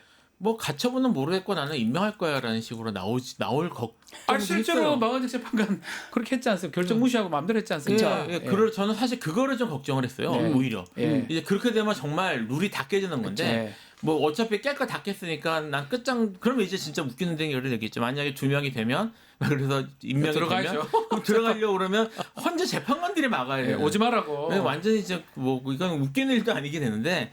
다행히 그런 움직임은 안 보이는 것 같아서 사실 저는 그게 가장 걱정이었어요. 지금. 그만큼 일은 하나하나가 법에 있고 다 약속을 국가기관이니까 약속을 지키고 서로 법률에 따라서. 네. 근데 그걸 자꾸 깨는 거고 상식에 반한 행동을 하다 보니까 그 하나하나 다 규정을 해야 되는 상황까지 만들어 온 것 같아요. 그래서 이게 가처분이 그냥 단순한 이런 뭐 헌재 구성에 대한 문제뿐만 아니라 한덕수 대행이 사실 이완규 함상원을 지명하면서 대망론에 진짜 급부상 됐거든요. 그렇죠.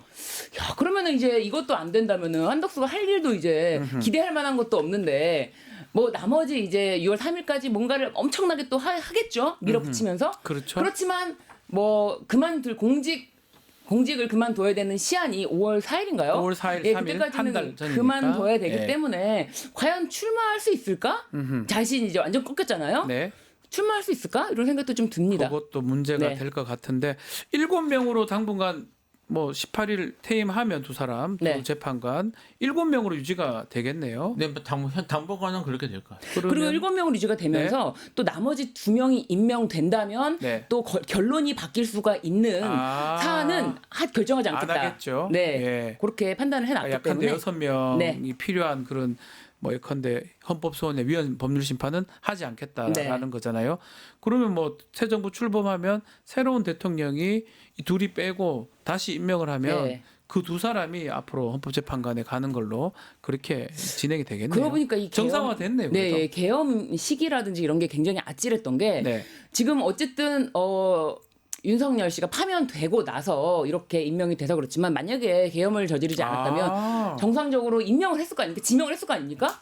야, 그렇다면은 참 모든 권한을 다 손에 쥘 수 있었을 텐데 그렇게 4월 18일까지만 좀 기다렸으면 윤석열이 그렇게 급박하게 12월 3일에 계엄을 했던 것 앞으로 그런 것도 밝혀져야 되지 않을까. 놀랍습니다. 가만 생각해 보니까 조금만 참고 이런 말 좀 그렇지만 참았으면 헌법재판소 구성도 확 바뀌었을 것 같은데요. 왜 그날 했는지에 대해서는 사실 수사를 좀 제대로 해봐야 돼요. 이상하잖아요. 이상하긴 한데 그때 그 날짜가 뭐 예를 들어 하루 이틀만 늦었어도 계엄 해제가 더 어려웠을 것이다라는 진단도 그렇죠. 있고요. 그러니까 여러 가지 지금 정황을 봐서는 정말 안 좋은 날을 받아서 한 게 아닐까라는 생각이 들거든요. 결론적인 얘기긴 하지만 결론적으로 최악의 날짜를 선택했는데 결론적으로는 그 날도 받은 것이다라는 생각을 하시는군요. 이제 제가 좀 말실수한 건가요? 네, 아닙니다.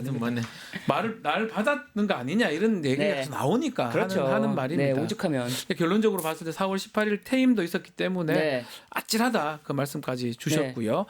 자, 경찰 특별수사단 대통령실하고 관저 압수액을 좀 했는데 결국 못했습니다.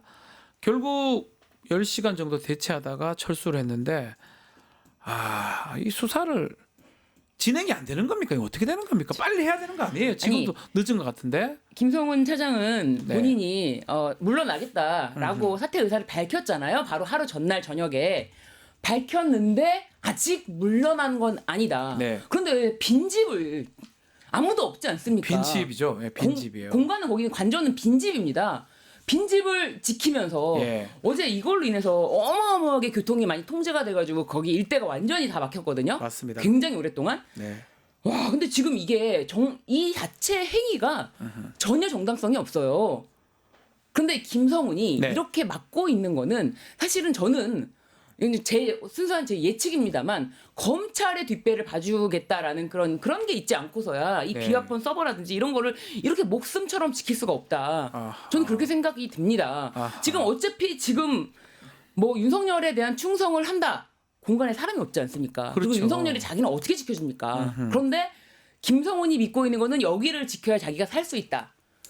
그런 거는 검찰과 얘기가 된 게 아닐까. 그리고 자신이 현직에 있으니까 너가 현직에 있으니까 더 많은 주목을 받고 너가 스포트라이트를 받는다. 차라리 너가 그만두고 물러나면 사람들이 너에 대한 관심도 줄어들 거야. 봐봐. 너 경호처 차장 전에 처장 그만두기 전에는 계속 이름이 엄청나게 오르락내리락 그러다가 그만두니까 이름 안 나오잖아. 그러니까 너도 그만두면은 우리가 알아서 적당히 봐줄 테니까 일단 여기서 여기까지 하고 너가 할 수 있는 한 4월 말까지 본인도 4월 말까지 하겠다고 했거든요. 그러니까 이런 것에 대해서는 검찰과 모종의 거래가 있지 않고서는 본인이 이렇게 이 시점에서 물러난다? 근데 빈집, 관저까지 지금 지키면서 못 들어가게 압수수색을 못하게 막고 있는 상황. 이건 경찰의 압수수색이거든요. 근데 검찰에서 어느 정도 뒤를 봐주지 않을까 하는 추측이 될 수밖에 없는 상황입니다. 이게 이제 다른 것도 마찬가지입니다. 이 비아폰의 서버에 가면 이런 일이 생기고 지금 안가 CCTV 같은 경우도 검찰에서 압수수색 영장을 기각했다고 합니다. 뭔가 보면 딱 그 문턱에 가면 검찰이 직간접적으로 개입이 된다는 느낌도 들거든요. 뭐 말씀처럼 뭐 그런 건 확인이 안 되고 있지만 김성훈 차장한테 너 나가라 봐줄게 이래 뭐 그건 확인 안 되고 있습니다만 어떻게 보십니까? 일단 제가 이제 여기서 아마 제가 방송 이후 하는 게 이밖에 없어서 아마 여기서 얘기를 했을 텐데 검찰이 개입한 거는 명백합니다. 그 제가 여기서 얘기했던 게 두 번이나 말씀하셨죠. 뉴스타파 뉴스 얘기를 여러 번 했잖아요. 그게 이제 수거해서 처리하는 주책 담당이 서울중앙지검이었기 때문에 그 관여가 명백하고요. 이걸 왜 수사를 안 하냐? 사실은 이제 공수처가 해야 될 상황 같이 보이기도 하는데 공수처가 지금 역량이나 이런 것들 문제 때문에 아마 어려운 것 같은데 어쨌든 지금 이 내용대로라면은 관여한 정도가 아니고 군 이상으로 지금 들어간 거거든요. 그렇죠. 그렇게 보니 맞겠죠. 네, 그렇게 보니 맞겠죠. 그러면 필사적으로 막을 수밖에 없는 상황일 거고 이제 그 김성훈 처장이라는 사람이 이거를 막는 거 지금 말씀하셨던 것처럼 검찰이 뒷배에 있다고 생각해서 할 가능성이 높아 보이는데 물론 가능성이지만 더 근본적으로는 아까 좀 전에 했던 얘기하고 똑같아요. 이 사람들은 자기들이 처벌받는다는 것 여기에 대해서 법적 책임을 진다는 것에 대해서 자신감이 있는 거예요. 안 진다는. 절대 안 진다. 이게 특수 공무집행이고요. 사람에 따라서 공무집행 방해 치상인데 치상죄가 될 수 있죠. 이거 이제 저 시국 사건 이런 걸 해보신 분들 변호사들은 이 죄가 어떤 범죄인지 압니다. 이게 특히 이제 노동자들이나 아니면 철거민들이 시위할 때 이제 그 옛날에는 뭐 백골단 이런 데들이 들어치고 했는데 그걸 들이쳐가지고 강제로 잡아가거든요. 잡아가면은 적용하는 법이 이 법이었어요. 그 처벌이 매우 무겁습니다. 그러니까 이 법은 사실은 이제까지 그런 뭐 시위한다든지 아니면은 뭐 항의한다든지 뭐 철거민들 이런 사람들 처벌하는 데 사용했던 법인데 그렇죠. 법 자체는 그게 그냥 심플하게 공무집행 방해를 하는데 무기를 들고 하거나 여럿이 모여서 떼거지로 하는 경우에 적용되는 범죄예요. 여기 당연히 적용이 돼야죠. 적법한 영장을 집행하는데 지금 떼거지로 모여가지고 위력을 통해서 막았잖아요. 그러면 옛날 같으면은 진짜 백골단 이런 거 투입을 해서 다 잡아들었습니다. 근데 지금 돌아왔다면서요. 그러니까 이미 관행이라고 하는 게 그들에게는 이런 법을 적용하지 않는다는 게 이미 배어 있고요. 저는 그래서 지금 그냥 돌아온 그 수사본부도 문제가 있다고 봅니다. 문제가 입건해가지고 해야죠. 해야 되고 지금 이 상태를 지금 흐지부지 또 넘어갈 텐데요. 이거를 끝까지 가서 이걸로 처벌되지 않으면 이거 분명히 책임을 물어야 됩니다. 우리나라 법치가 이 지경이라는 걸 보여주는 또 하나의 예라고 좀 봅니다. 자, 그거예요. 윤석열 체포할 때도 거부했죠. 막은 사람들 다 처벌해야 되고 지금 압수수색 막는 사람들도 불법입니다. 무기 들고 막았으면 특수공무집행 방해고 다쳤으면 치상죄까지. 근데 이미 여러 명이 함께 막았기 때문에 여러 명이 함께 막았습니다. 그럼 특수네. 특수공무집행 방해고 말씀대로 일반인들 그 노조하고 뭐 타워 크레인 이런데 하시는 분들 다 잡아갔잖아요. 기억나시죠? 다 잡아가지고 구속시키고 그래 했지 않습니까? 더한 짓을 지금 하고 있는데도 계속 막아서고 있는 거. 경찰이 이제 10시간 그 대치하다가 올 거 이런 것도 예상하고 갔었어야지 않나 이런 생각 들기도 하거든요. 그러니까 경호처 직원들은 아직까지 이 사람이 명령을 내리는데 정말 본인들이 원치 않는 일에 지금 계속 투입되는 거 아닙니까? 그리고 어떻게 보면 원치 않는 일이기도 하고 이렇게 막을 의무가 없어요. 의무 없는 일을 하고 있기 때문에 이런 것에 대해서 강요도 하고 있는 겁니다. 강요죄. 진짜 이거는 진짜 심각한 문제인데 지금 김성훈이 검찰과 연결이 되지 않고서야 이렇게 막 나갈 수가 없다. 그렇죠. 그렇게 나는 살 수 있다고 생각하니까 지 마음대로 지금 하는 거거든요. 저 사람을 빨리 어떻게 좀 조치를 취해야 되는 것 같은데 어제도 이유가 긴급 공무수행 중이다. 대통령이 없는데 뭘 긴급 뭘 어떻게 니를 위한 공무수행이냐? 이거 반말하면 안 되는데 자기를 위해서 뭐 공무수행합니까? 그거를 저 사람이 책임자고 지가 지금 문제가 되는데 왜 수사기관은 그걸 못하냐는 거예요. 그러니까 그게 이제까지 관행이었던 거예요. 지금 이번 그 계엄 사태를 통해서 적나라하게 드러난 민낯 중에 하나가 이제 우리나라 법은 정말 높은 분들한테 적용되지 않았구나. 그러니까요. 이런 권력에 대해서는 적용되지 않는 거냐면 지금 확인을 했거든요. 이거 분명히 자로잡아야 됩니다. 지금 이거 하나하나에 분노할 게 아니라요.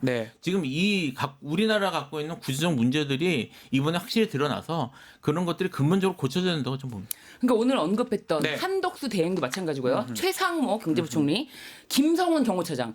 이자들은 지금 되게 굉장히 뭐 자신들이 무슨 일을 심지어 공직에서 무슨 일을 하고 있다고 생각을 하고 공모를 하고 있다라고 생각하고 있는데 이자들이 지금 하는 행동 하나하나가 굉장히 나라를 망치는 일이다라고 생각이 들고 이 부분에 대해서 반드시 처벌이 나중에 되어야지만 아무리 높은 자리에 있는 사람들도 잘못하면 처벌이 되는구나 이런 생각을 할 수 있을 것 같아요. 네, 지금 뭐 내란 우두머리 한 명 처벌한다고 이런 분위기, 사회 풍조 이런 게 바뀌지 않는다는 거는 너무나 지금 계속 여실히 보여주고 있기 때문에 반드시 처벌까지 가야 된다. 그렇게 강력하게 좀 말씀드리고 싶습니다. 안타깝습니다. 이 법이 사실은 다 규정을 못 하잖아요. 이렇게 하면 이 정도는 할 거니까 이렇게 하는 건데 이 사람들은 보면 그 법의 그 요만한 걸 찾아내 가지고 네. 그게 자기 신의 권리인 양, 그게 진리인 양 그렇게 버티고 막 하는 행동들이 참 그 법률가들 또 이런 걸 또 제공하는 것 같기도 하고요. 아니, 저는 조금 생각이 다른 게요. 예. 지금 이제 법꾸라지 또는 법규소자 이런 말까지 써가면서 이렇게 얘기하는데 그렇죠. 예. 저기 이분들의 문제는 법을 잘 이용해서 빠져나가는 게 아니고요. 네. 법을 안 지키는 게 문제예요. 안 지킵니까? 네. 지금 계속 문제됐던 지금 헌법상 기속행위 이거는 사실 저 법 공부하신 분들은 정말 기초적인 것들이거든요. 네. 기속행위를 안 지킵니다. 지금 제가 계속 얘기하는 게 이들에게 법이 적용되지 않는다는 얘기를 하는 거잖아요. 제가 차라리 법의 허점을 잘 찾아서 이리저리 피해 나가는 거면 예. 그런 이들이 전문가는 맞구나 생각을 할 텐데 지금 문제는 지금 법이 적용되지 않는다는 거예요. 그리고 거기에 대해서 이들이 아무런 그러니까 기본적인 가장 기초적인 그런 법 규정도 이 사람들은 지킬 거라는 신뢰를 다 깨버렸다는 게 정말 중요해요. 그러니까 그때 그 사람들이 최고 고위 공직에 있는 사람이라는 거예요. 네. 그게 더 문제 아니겠습니까? 그렇습니다. 국가기관이에요. 네. 아무런 거리낌 없이 네. 위법 행위를 하고 있는 자들이기 때문에 저는 이 자들에 대한 처벌이 반드시 있어야지만 정말 어떻게 보면은 내란이 종식됐다 이런 생각이 들 수 있을 것 같아요. 시간이 지나더라도 네. 이런 것들을 낱낱이 기록해서 네. 낱낱이 밝혀내고 그렇죠. 처벌해야 된다 네. 이렇게 보시는 거군요. 네. 내란이 사실은 윤석열이 지금 파면되고 뭐 저러지만 저는 절반도 안 밝혀진 것 같거든요. 12월 3일 왜 그 날짜 우리 처음 시작할 때도 네. 얘기했지만 왜 그날에 했는지 네.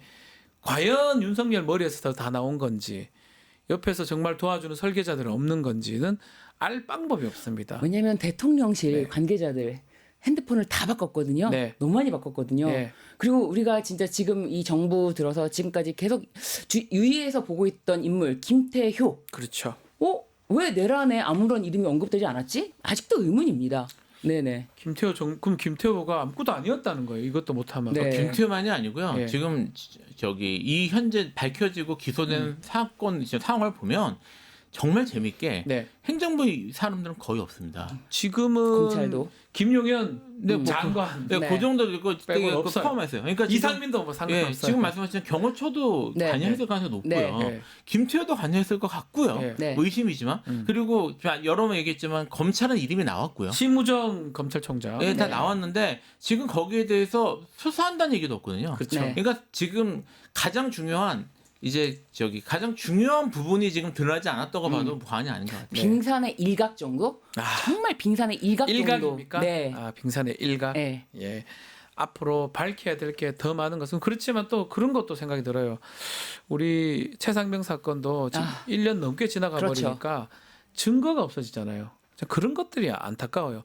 수사는 그 시간에 맞게 증거를 확보하고 해야 되는데 지금 그때 확보됐던 뭐 사령관들이나 이런 사람들은 내란죄에서 지금 다 구속 기소되고 했는데 그 이후에는 지금 밝혀내기가 쉽지 않은 상황이라서 네. 안타깝습니다. 네. 그럼에도 불구하고 새 정부 들어서든가 하면 특검 같은 걸 통해서 최대한 다 밝혀내야 되는 네. 거 아닌가 이 생각도 해봅니다. 잊지 않죠 임성근 사단장. 네. 네네 잊지 않고 기억하고 있습니다. 있어요? 네네. 빠져나간 게 아닙니다. 이종호 네. 씨. 예. 이종호. 다 기억하고 있습니다. 예. 국민들이 다 보고 있으니까요. 자, 알겠습니다. 오늘 말씀 여기까지 듣겠습니다. 김필성 신주진 변호사와 함께했습니다. 감사합니다. 감사합니다. 뉴토마토 구독자 이벤트 소개해드리겠습니다. 지금 실시간 채팅창 참여하시면 매일 2,000 통통 쿠폰 지급해 드립니다. 2,000원 상당의 할인 쿠폰인데요. 채팅창 링크에 있는 통통모래를 가입하고 회원 구입보던 코드 한 번만 실시간 채팅창에 붙여넣기 하시면 이벤트 참여하실 수가 있습니다. 댓글을 다시면 하루 5번까지 5,000 통통 쿠폰을 드립니다. 이어서 뉴스 인사 프라임 진행이 됩니다. 오늘은 쇼미더민심 시간입니다. 어디 가지 마시고 조금만 기다리십시오.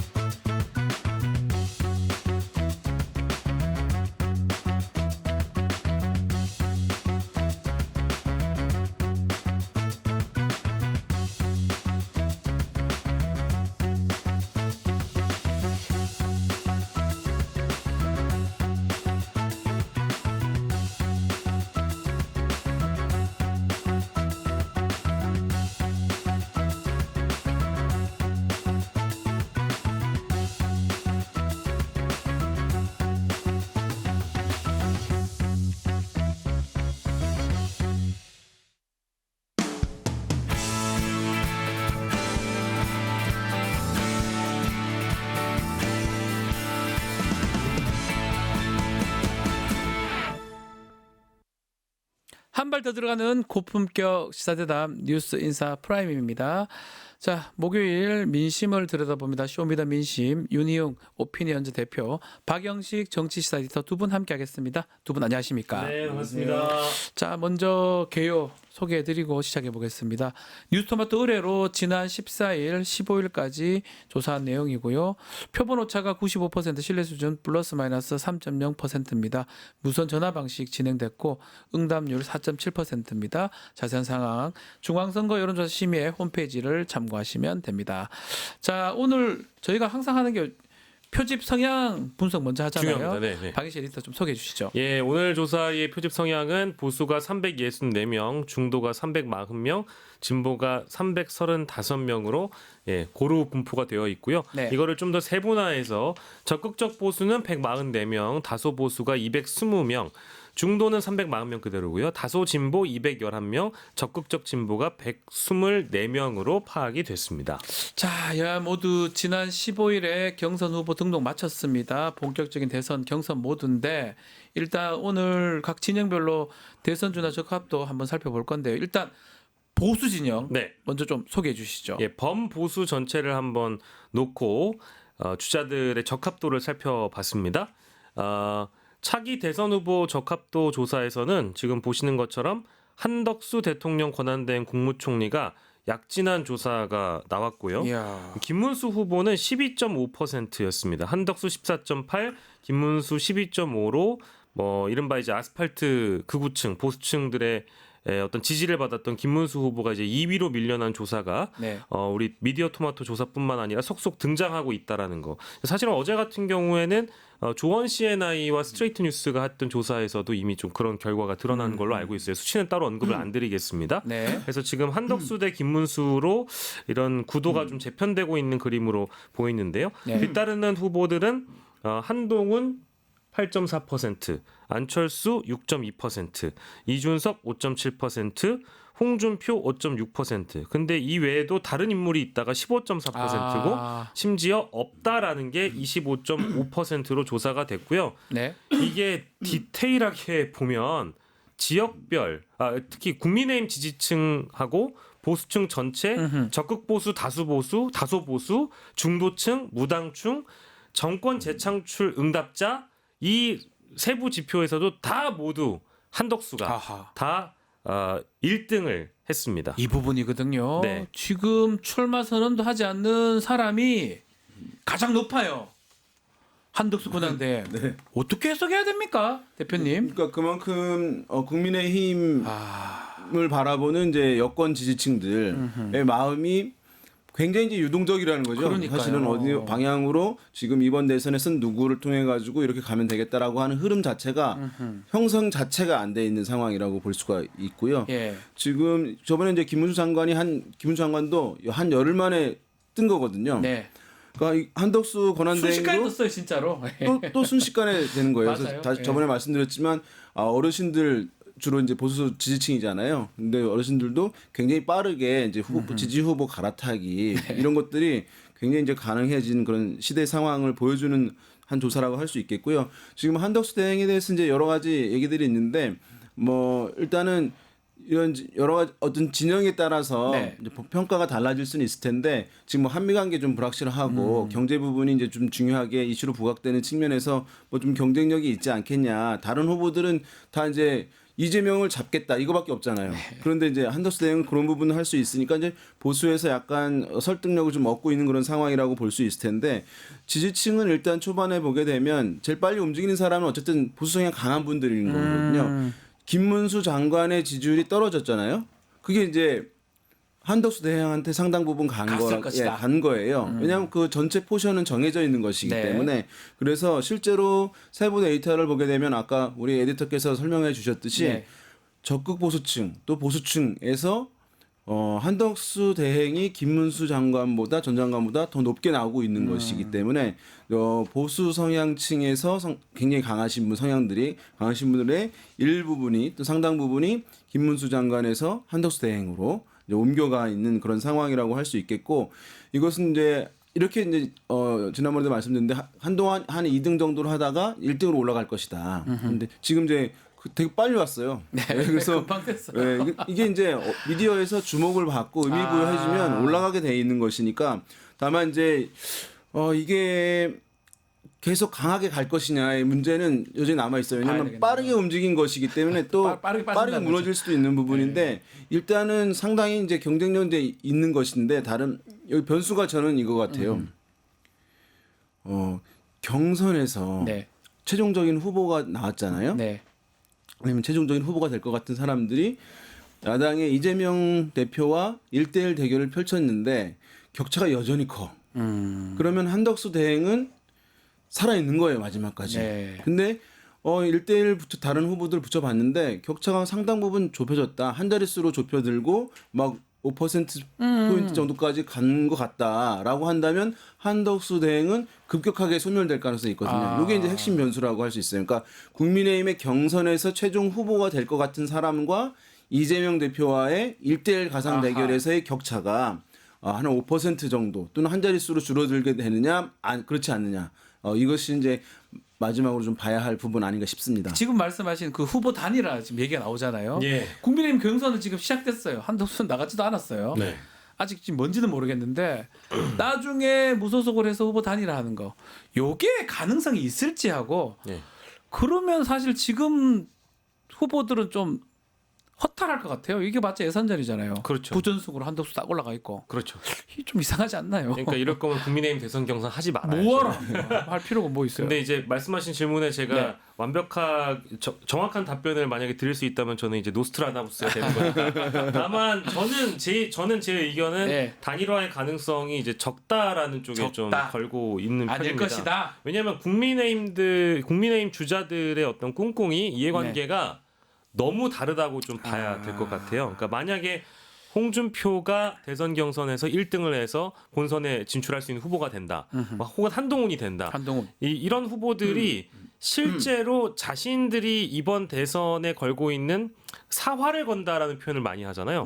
홍준표 후보 같은 경우에 진짜 마지막 기회이고 나이도 그렇고요, 그죠? 그리고 마지막이죠. 명태균 게이트라는 수사선상에 올라와 있는 사람이고 그걸 또 방어하기 위해서는 어쨌든 이번 대권을 잡지 못한다고 하더라도 당권을 놓을 수가 없는 사람이거든요. 그러니까 실패하더라도 이대로 차후에 당권까지 염두에 둘 주자들이 절대 다수이기 때문에 지금 자신보다 지지도가 상대적으로 뭐 이제 적게 나와서 자신이 단일화를 했을 때 시너지를 얻고 이재명 대표와의 어떤 격차를 좁힐 수 있는 그런 결과를 좀 점칠 수 있다면 이 사람들이 단일화를 할 텐데 그게 아닐 것 같다는 생각이 좀 들고요. 그리고 지금의 상황이 과거에 있었던 문재인 대통령이 뽑힐 때 2017년 그때 선거. 상황과 좀 저는 유사하게 느껴지는 게 그때 굉장히 다양한 후보들이 난립했었잖아요. 그때도 단일화는 어려웠습니다. 뭐 유승민 후보 나왔고 안철수 후보 나왔고 홍준표 나왔고 뭐 그런 시기였고 만약에 모델을 염두에 둔다면 노무현 정몽준 모델이 아니라 윤석열 안철수의 모델 정도로 그렇게 근소할 때 지난 선거 때 그 5% 차이를 이 후보와 단일화를 했을 때 윤석열이 정말 가까스로 이기는 선거 그런 어떤 역전을 꿈꾼다면 단일화가 가능한데 지금은 또 국민의힘이 여당이잖아요. 그렇죠. 그리고 2년 11개월 동안 여러 이제 이권들을 많이 보수 정당에 있는 인사들이 정부 여당에서 많이 좀 과실을 따먹었잖아요. 근데 지금은 이제 그때 당시엔 야당이었고 지금은 이제 여당인 상황이기 때문에 각자 이해관계가 너무 많이 달라서요. 결론적으로는 뭐 단일화가 좀 어려울 것 같다라는 생각을 저는 하고 있죠. 단일화의 조건이 있어요. 뭐죠? 혼자서는 안 되고 합치면 이길 수도 있을 것 같다. 이게 있어야지 논의를 할 거 아니에요. 어차피 저 하면은 할 필요가 없는 것이니까 이제 그 상황이 만들어지냐. 아까 거랑 같은 얘기인데요. 그것이 이제 핵심이라고 할 수 있고 아까 말씀하신 대로 국민의힘의 경선에 이제 유력한 이제 빅4 이제 후보들 중에 누가 될 거 아닙니까? 그 중에서 이제 많이 이렇게 이제 보수에서 우려하시는 분들은 이런 거죠. 굉장히 어떤 방금 이름도 나오긴 했는데 캐릭터가 강한 분이 됐을 때 치열한 나는 안 한다 이제 이렇게 돼버릴 수가 있는 것이기 때문에 그거는 어떻게 강제할 수가 없는 것이니까 그 부분 이제 고민이 그쪽에서는 큰 것 같습니다. 네. 자, 지금 한동훈 대표 같은 경우는 TK 지역에서 1등을 했더라고요. 좀 놀라운 게 홍준표 시장이 대구 시장 출신인데 져버렸어요. 한동훈한테. 이거 어떻게 좀 보는 게 맞습니까? TK 지역의 1등이 한동훈 후보다. 예. TK 지역 대구 경북에서 20.3%로 한동훈 예, 전 대표가 1위로 나왔는데 상당히 사실은 이게 해석이 약간 난감한 상황이긴 합니다. 예. 왜냐하면 어쨌든 TK라고 하면 보수 성향이 강한 곳. 그렇죠. 그러면 탄핵에 대해서 반대한 인물에 대한 선호도가 높을 수밖에 없을 것이잖아요. 그렇게 보는 게 맞는 것 같은데요. 그럼 나머지는 예. 이제 홍준표 전 시장이 이제 거기 시장이었으니까 이렇게 가는 게 맞는데 약간 좀 다르게 높아서 이것이 다른 일반적인 흐름인지 하는 한번 봐야 될 것 같긴 하고 네. 만약에 실제로 이런 흐름이라고 한다면 경선에서 상당히 그래도 어느 정도 경쟁력을 좀 발휘할 수 있겠구나라고 하는 기대를 이제 갖게 하는 측면이 있긴 하거든요. 네. 근데 봤을 때는 사실은 TK 지역이 아닌 다른 수도권 등에서 강세를 보여야 되거든요. 만약 한동훈 네, 대표 원래 캠페인의 구조, 예. 시대를 교체하겠다. 그리고 본인이 이제 탄핵에 대해서 반대를 이제 탄핵에 대해서 반대를 한 것이 아니라 이제 찬성을 확실히 한 거잖아요. 그렇게 되면 중도 성향이 강한, 그러니까 보수 성향이 약간 이제 덜 강한 층에서 강세를 보이는 것이 이제 맞는데 지금 그렇지 않은 그런 상황이어서 다른 조사들하고 같이 한번 좀 더 살펴봐야 될 것 같아요. 박인씨 에디터 이제 8명 후보자 나왔는데 4명 추려야 됩니다. 네네.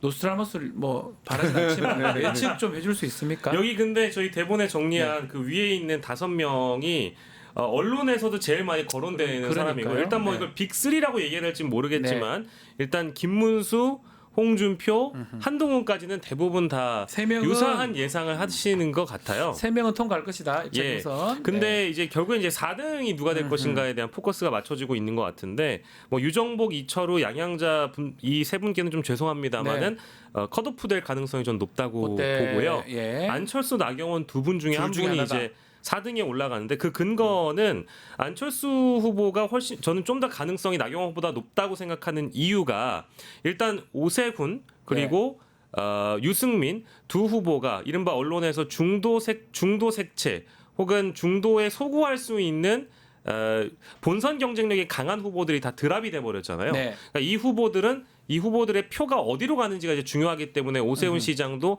여러 이제 주자들을 만나면서 자신의 정책을 계승할 수 있는 후보를 찾고 있는 상황인데 그것과는 별개로 내가 오세훈 후보를 선호했던 사람들 입장에서는 대부분 이제 좀 약간 내가 색채가 아주 극우적이거나 보수 성향이 짙지 않은 사람들이 주로 이제 지지를 하니까 이 중에서는 안철수냐 나경원이냐 고른다면 안철수 쪽으로 좀 쏠려갈 가능성도 분명히 있겠다. 왜냐하면 나경원 후보의 어떤 지지세가 김문수나 홍준표나 이쪽 그 분류의 인사들과 유사하기 때문에 결국에는 김문수, 한동훈, 홍준표, 안철수 정도에서 4인으로 정리가 되지 않겠는가라는 예상을 저는 조심스럽게 해보겠습니다. 안철수 후보, 안철수 의원이 가능할 것이다. 그러니까 그거거든요. 유승민, 오세훈 두 사람의 불출마 요 표심을 받을 수 있을 것이다. 그 부분 한번 짚어주시죠. 같이. 지금 이제 국민의힘의 이제 4명의 1차 컷오프에서 4명이 남는 것인데 여기서 이제 핵심은 이제 나경원이냐 안철수냐 이제 요거예요. 다른 것들은 이제 볼 곳이 없는 그런 상황인데 지금 이제 박 에디터께서 말씀하신 대로 이 조사에서 지금 미디어 토마토 조사에서 보게 되면 국민의힘 지지층이 50% 들어가잖아요. 만약에 그러면은 당원이 50% 들어갔는데 그것이 국민의힘 지지자의 흐름과 비슷하다고 봤을 때 5.6%, 5.5% 그러니까 나경원 5.6, 안철수 5.5예요. 그 차이가 없어요. 그러니까 그 여당 지지층에서 차이가 없단 말이죠. 근데 모름 무응답층 지지 정당이 없음도 들어가거든요. 거기서는 안철수 전 대표가 상당히 높거든요. 차이를 많이 보이고 있기 때문에 그러면 이제 당원 플러스 이제 여론조사에서는 국민의힘 지지층과 무당층을 대상으로 하게 됐을 때는 안철수 이제 의원이 좀 강세를 보이지 않겠냐라고 하는 것이 일견 합리적인 의견이긴 해요. 반면에 또 반대론으로서는 이런 부분이 있을 수 있어요.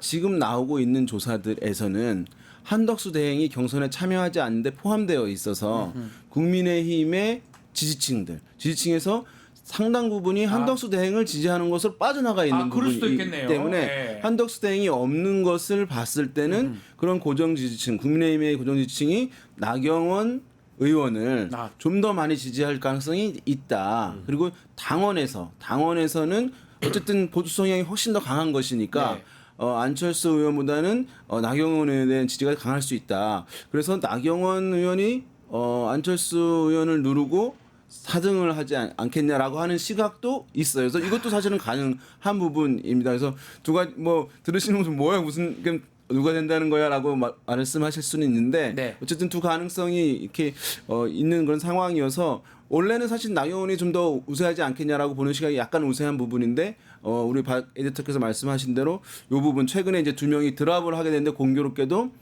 이제 그죠 강경층이 아니기 때문에 네. 안철수 의원이 좀 수혜를 받는 것 아니냐 시각이 있는 것도 사실이긴 합니다. 하나만 좀 첨언을 하자면 나경원 후보와 안철수 후보의 그 대선 내러티브, 그러니까 대선 서사가 누가 더 이제 강화가 되어 있느냐. 그러니까 나경원 후보를 대권 주자로 인식하는 사람들은 많이 없는데 안철수 후보는 실제 대선에 많이 출마했기 그렇죠. 때문에 실제 안철수의 본선 경쟁력이나 이런 것들을 염두에 두는 지지자가 있다면 표가 갈 것이고, 그리고 상대 진영을 봤을 때요, 민주당 쪽에서 지금 가장 강력한 대권 주자인 이재명 캠프 쪽에서는 이미 다음 정부의 슬로건이 아니라 이제 다음 정부의 색채를 AI 정부라는 식으로 이제 이미 내걸고 있단 말이에요. 어제 채널A 단독 보도에 따르자면. 네. 그러면 이제 결국 IT 전문가인 안철수에게 좀 디테일한 걸 신경 쓰시는 분들이라면 이제 과학, 기술, AI, 미래 경쟁력, 미래 가치 이런 것들을 본다면 나경원 드럼통의 나경원이냐 혹은 뭐 안랩의 안철수냐 이제 이런 식으로 약간 이미지화해서도 볼 수도 있다. 이제 요거를 이제 말씀드리겠습니다. 이게 왠지 중요하냐면 이 정치인들 거물 정치인이잖아요. 근데 1차 컷오프 됐다는 건 그러면 정말 정치 생명에서 타격이 큰 거거든요. 4등 안에 못 들어가고. 아마도 이제 오세훈 시장이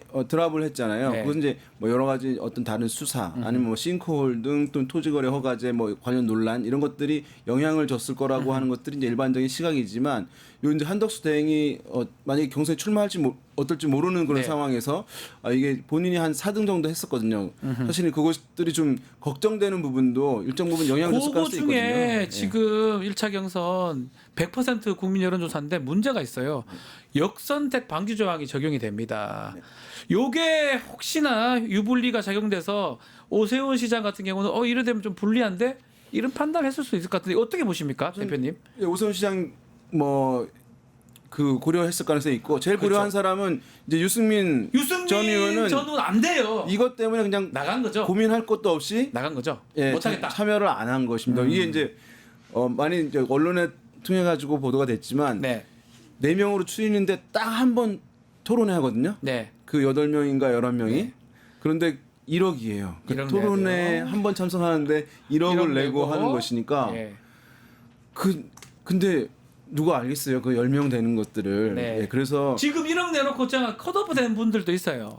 누군지 모르. 3명, 기억이 안 나요. 11명 중에 이제 8명을 틀렸지만 3명은 하루 만에 1억 내고 화가 좀 났더라고. 정모 후보는 나는 1억 들고 나한테 돈 뭐 이렇게 얘기하시던데. 이 제도가 약간 그죠. 1억 내놓고 그냥 떨어져 버렸어요. 이제 이 역선택 방지 조항이라는 것이 뭐 대단한 것이 아니고 처음에 여론조사 경선에 참여하는 사람들을 모집할 때 맨 처음에 지지 정당을 물어보는 거예요. 그러니까 어느 정당 지지하십니까 했는데 국민의힘 경선인데 민주당 지지자다라고 하면 그 사람들은 굉장히 이제 부실한 후보를 선택하지 않겠냐. 왜냐하면 본선에서 자기들하고 싸울 사람이 약체를 하니까 이것을 역선택이다라고 이제 얘기를 하는 것인데 사실은 요 대선 같은 경우에 그런 역선택이 의도적 역선택이 나타나는 건 아니에요. 왜냐하면 그것이 국민의힘 경선 조사라는 것을 알 수가 없어요. 모릅니까? 네, 그러면 안 되겠네요. 그 다음에 대기하고 있는 것이 아니라 할 수는 없는 거네. 네, 야당 지지자들이 얘기를 하는 것은 그냥 내가 약차를 뽑아야지라고 해서 하는 것이 아니라 그중에 국민의힘 후보들을 불러줬을 때 국민의힘 노선과 가장 배치되는 어떤 인물들이 있을 수 있잖아요. 가령 유승민 의원이든 그런 사람들이 민주당 지지자들은 좋을 수밖에 없어요. 그냥 좋은 걸 얘기할 뿐인데 결과론적으로 역선택적인 결과가 나왔다라고 해서 이거 문제가 있다라고 하는 것이거든요. 근데 실제로 이제 의도해서 하는 것은 이제 잘 없다. 다만 이제 지방선거나 총선 같은 경우에 그때는 지역 단위에서 하잖아요. 그때는 막 대기시켜 놓는 경우도 있는 거죠. 이렇게 한 50명, 10명 등을 대기시켜 놓고 약체를 뽑아라. 뭐 이런 경우들이 있을 수 있어요. 작은 단위니까. 근데 전국 단위에서는 뭐 의도적으로 나타나기는 이제 힘든 그런 상황이고요. 그리고 뭐 야당도 사실은 이 논란이 있잖아요. 근데 야당은 이것이 논란이 되기에는 워낙 1위 후보와 다른 후보들 격차가 크기 때문에 나니까. 사실 그 자체가 의미를 갖는 것은 아니라고 하겠습니다. 범진보 진영 한번 보죠. 예. 진보 진영 지금 대선 주자 적합도 예. 결과 박영식 소개 좀 해주십시오. 네, 전체 응답자의 50.2%가 이재명 전 대표를 지목을 했고요. 네. 김동연 지사가 13.7% 두 자릿수가 나왔습니다. 2위에 자리했고 김경수 전 지사가 4.1, 경선 참여 안 하겠다고 밝힌 김두관 전 의원이 4%, 네. 다른 인물이 9.2, 적합한 인물이 없다가 이제 15.5%였고요. 응답을 유보한 층이 3.2%였습니다. 자, 이거 뭐 이재명 전 대표가 뭐 계속 그랬지만 전체적 수치를 봐도 뭐 진보층, 민주당 지지층 거의 큰 차이 없이 1등한 것 같은데요. 예. 이재명 뭐 후보라고 불러야 예. 될까요? 후보죠, 후보. 예, 민주당 지지층만 놓고 봤을 때는 이 조사에서 90.5%예요. 90.5%요? 네. 그러니까 다른 후보들은 자기 평균치보다 민주당 지지층에서는 더 떨어지는 거죠. 예. 그러니까 민주당 지지층과 여기도 이제 모름 무응답층,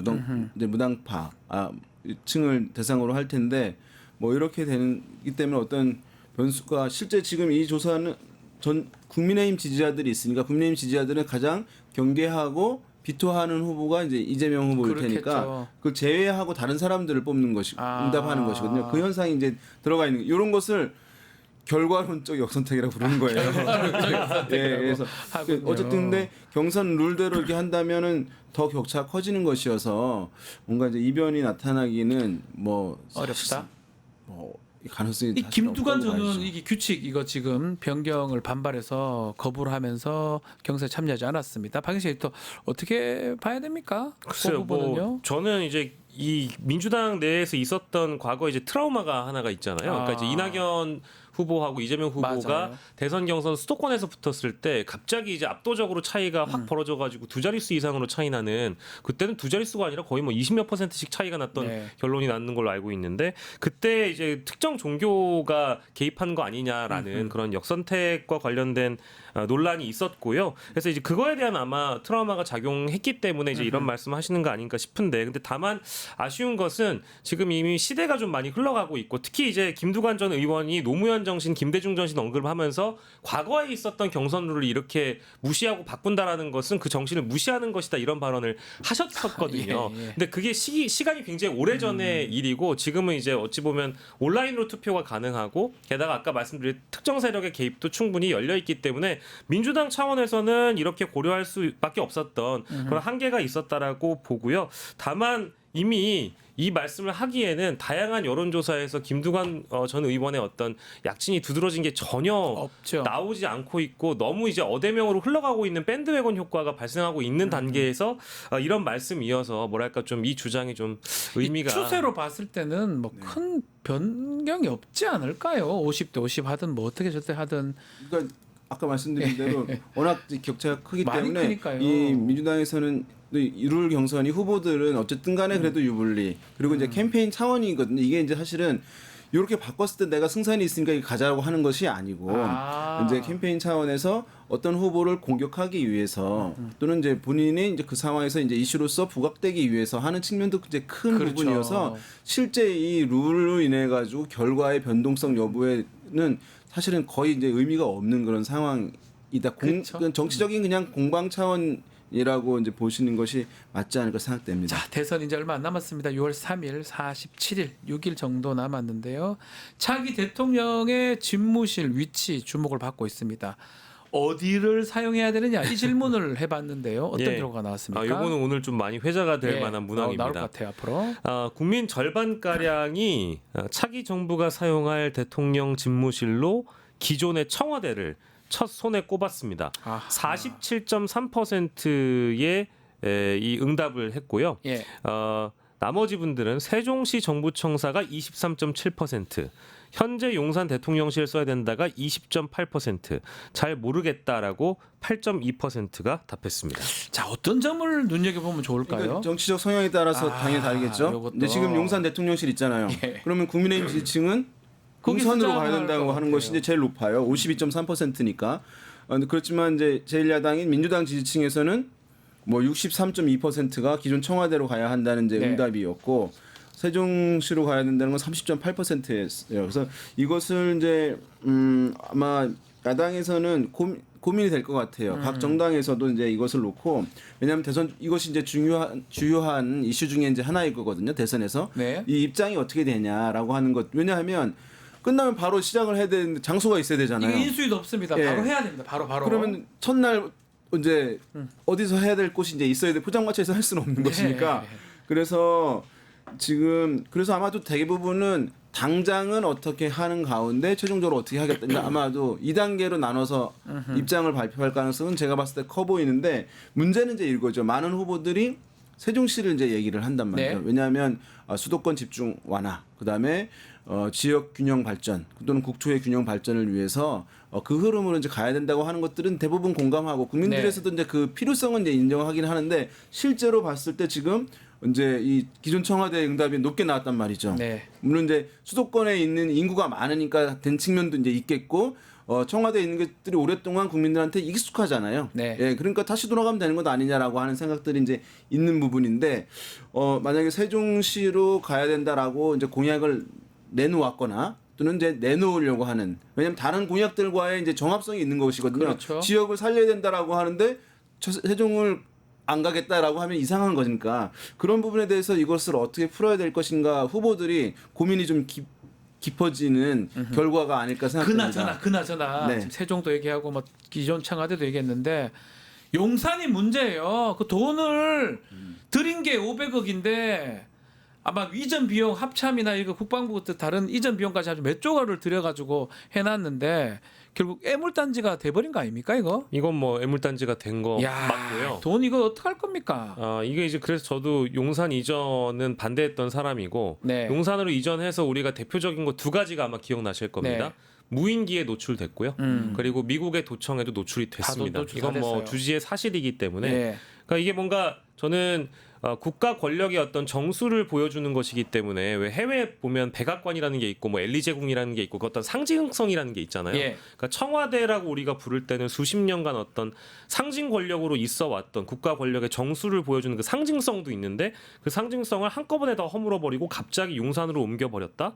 이 문제가 안 생길 수가 없겠죠. 그러니까 상징성도 잃었고 심지어 기술적인 문제들도 있었기 때문에 이 용산에 남아 있으려고 하는 선택을 굳이 할 필요는 지금 주자들의 입장을 보니까 거의 없어요. 한동훈을 제외하고는 한동훈 후보만 일단 용산인데 여름 수렴 후에 이것도 그렇죠. 이전을 목표로 옮기겠다고 두고 하니까요. 있는 사람이기 때문에 그래서 저는 뭐 지역 균형 발전 아까 앞서서 우리 대표님이 말씀 주신 것처럼 세종으로 가는 방향을 열어놓고 하되 임시적으로 뭐 청와대를 쓰든 용산을 쓰거나 어쨌든 옮기는 것은 필요하다라는 것이고요. 이게 임시로 가능할지도 모르겠어요. 보안 때문에. 보안 때문에.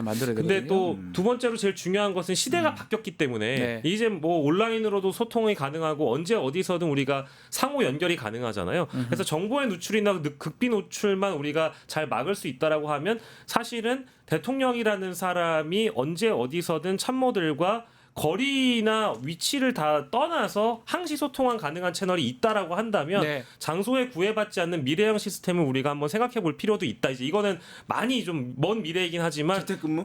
자택근무까지 가겠다고.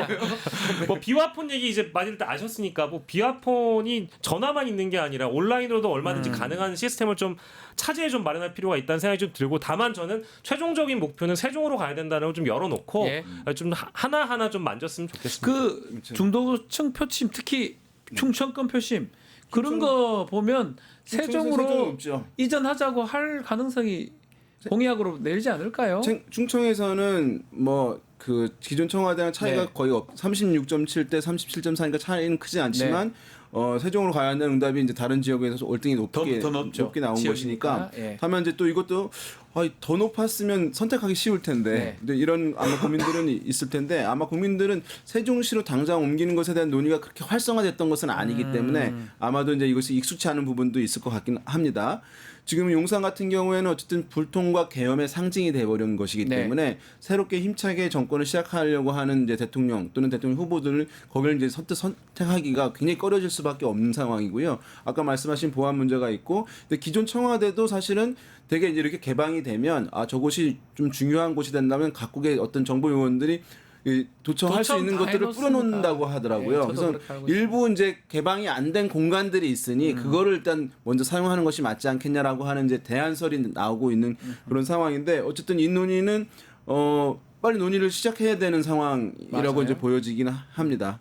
자, 마지막으로 이번 주 정당 지지율 박영식 에디터께서 좀 소개 좀 해주십시오. 네, 마지막으로 저희가 정당 지지율을 보면은요, 정당 지지도에서 국민의힘 하락세가 지금 계속 이어지고 있습니다. 이제 그러네요. 이 조사를 토대로 보자면 한 달 정도 지금 넘게 국민의힘 하락세가 이어지고 있는데요. 더불어민주당이 일단 46.8%의 지지를 보였고요. 국민의힘 32%, 조국혁신당 3.2, 개혁신당 2.3, 진보당 1.2, 그 외 다른 정당은 1.2%였습니다. 국민의힘 하락폭이 더 커짐에 따라서 양당 지지율 격차가 2주 전하고 비교해서 많이 확대가 되고 있는 그런 14.8입니다. 예, 상황입니다. 이제 요거는 국민의힘이 굉장히 큰 고민거리겠네요. 양당 지지율이 지금 더 벌어지고 있는 상황이거든요. 다른 뭐 조사도 그렇고 이걸 뭐 어떻게 막아야 될 것 같긴 한데요. 뭐 계속 어쨌든 그 정상화가 뭐 지금 국가 정상화도 문제긴 하지만 국민의힘은 당 정상화도 이제 과제인 상황인데 당이 사실은 이렇게 이제 외부에 있는 인물이 경선이 시작됐는데 이제 지지율이 1위를 달리고 있는 그런 상황이니까 그러면 그 지지자들이 난 국민의힘을 지지한다 조사에서 응답을 선뜻하기가 어려워지는 것이니까 아마 그런 꺼려지는 현상들 때문에 최근 이제 좀 이렇게 하락하는 흐름들이 있을 텐데 또 이제 선거가 진짜 다가온다 하면 일정 부분 좀 복원은 이제 가능하다고 생각됩니다. 알겠습니다. 자, 오늘 말씀은 여기까지 듣겠습니다. 두 분 말씀 감사합니다. 고맙습니다. 내일은 최인호 인미의원 최애타임 또 김종대 전 의원의 최강 디펜스 준비되어 있습니다. 뉴스인사 프라임에는 또 세계와 K 준비되어 있으니까요. 내일도 많은 시청 부탁드리겠습니다. 시청해주신 여러분 고맙습니다.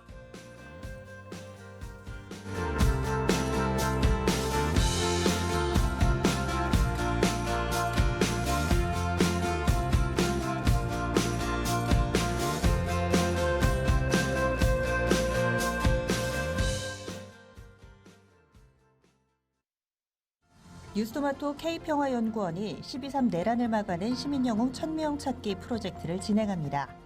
비상계엄 선포 이후 국회, 광화문, 남태령, 한남동 공관, 헌법재판소 등지에서 내란을 막고 탄핵소추를 이뤄낸 시민영웅 1000명을 찾아내 대한민국 민주주의의 역사로 기록하고 시상의 본보기로 삼음으로써 민주주의를 더 널리 확산하기 위한 프로젝트입니다. 이 과정에 직접 참여했거나 참여자를 추천해 주실 분들은 우측 제보하기 QR코드나 아래 메일로 추천 및 제보해 주세요. 민주시민 여러분의 많은 참여 바랍니다. 뉴스토마토 K평화연구원과 함께 해주실 분들의 추천 제보 및 후원을 기다립니다.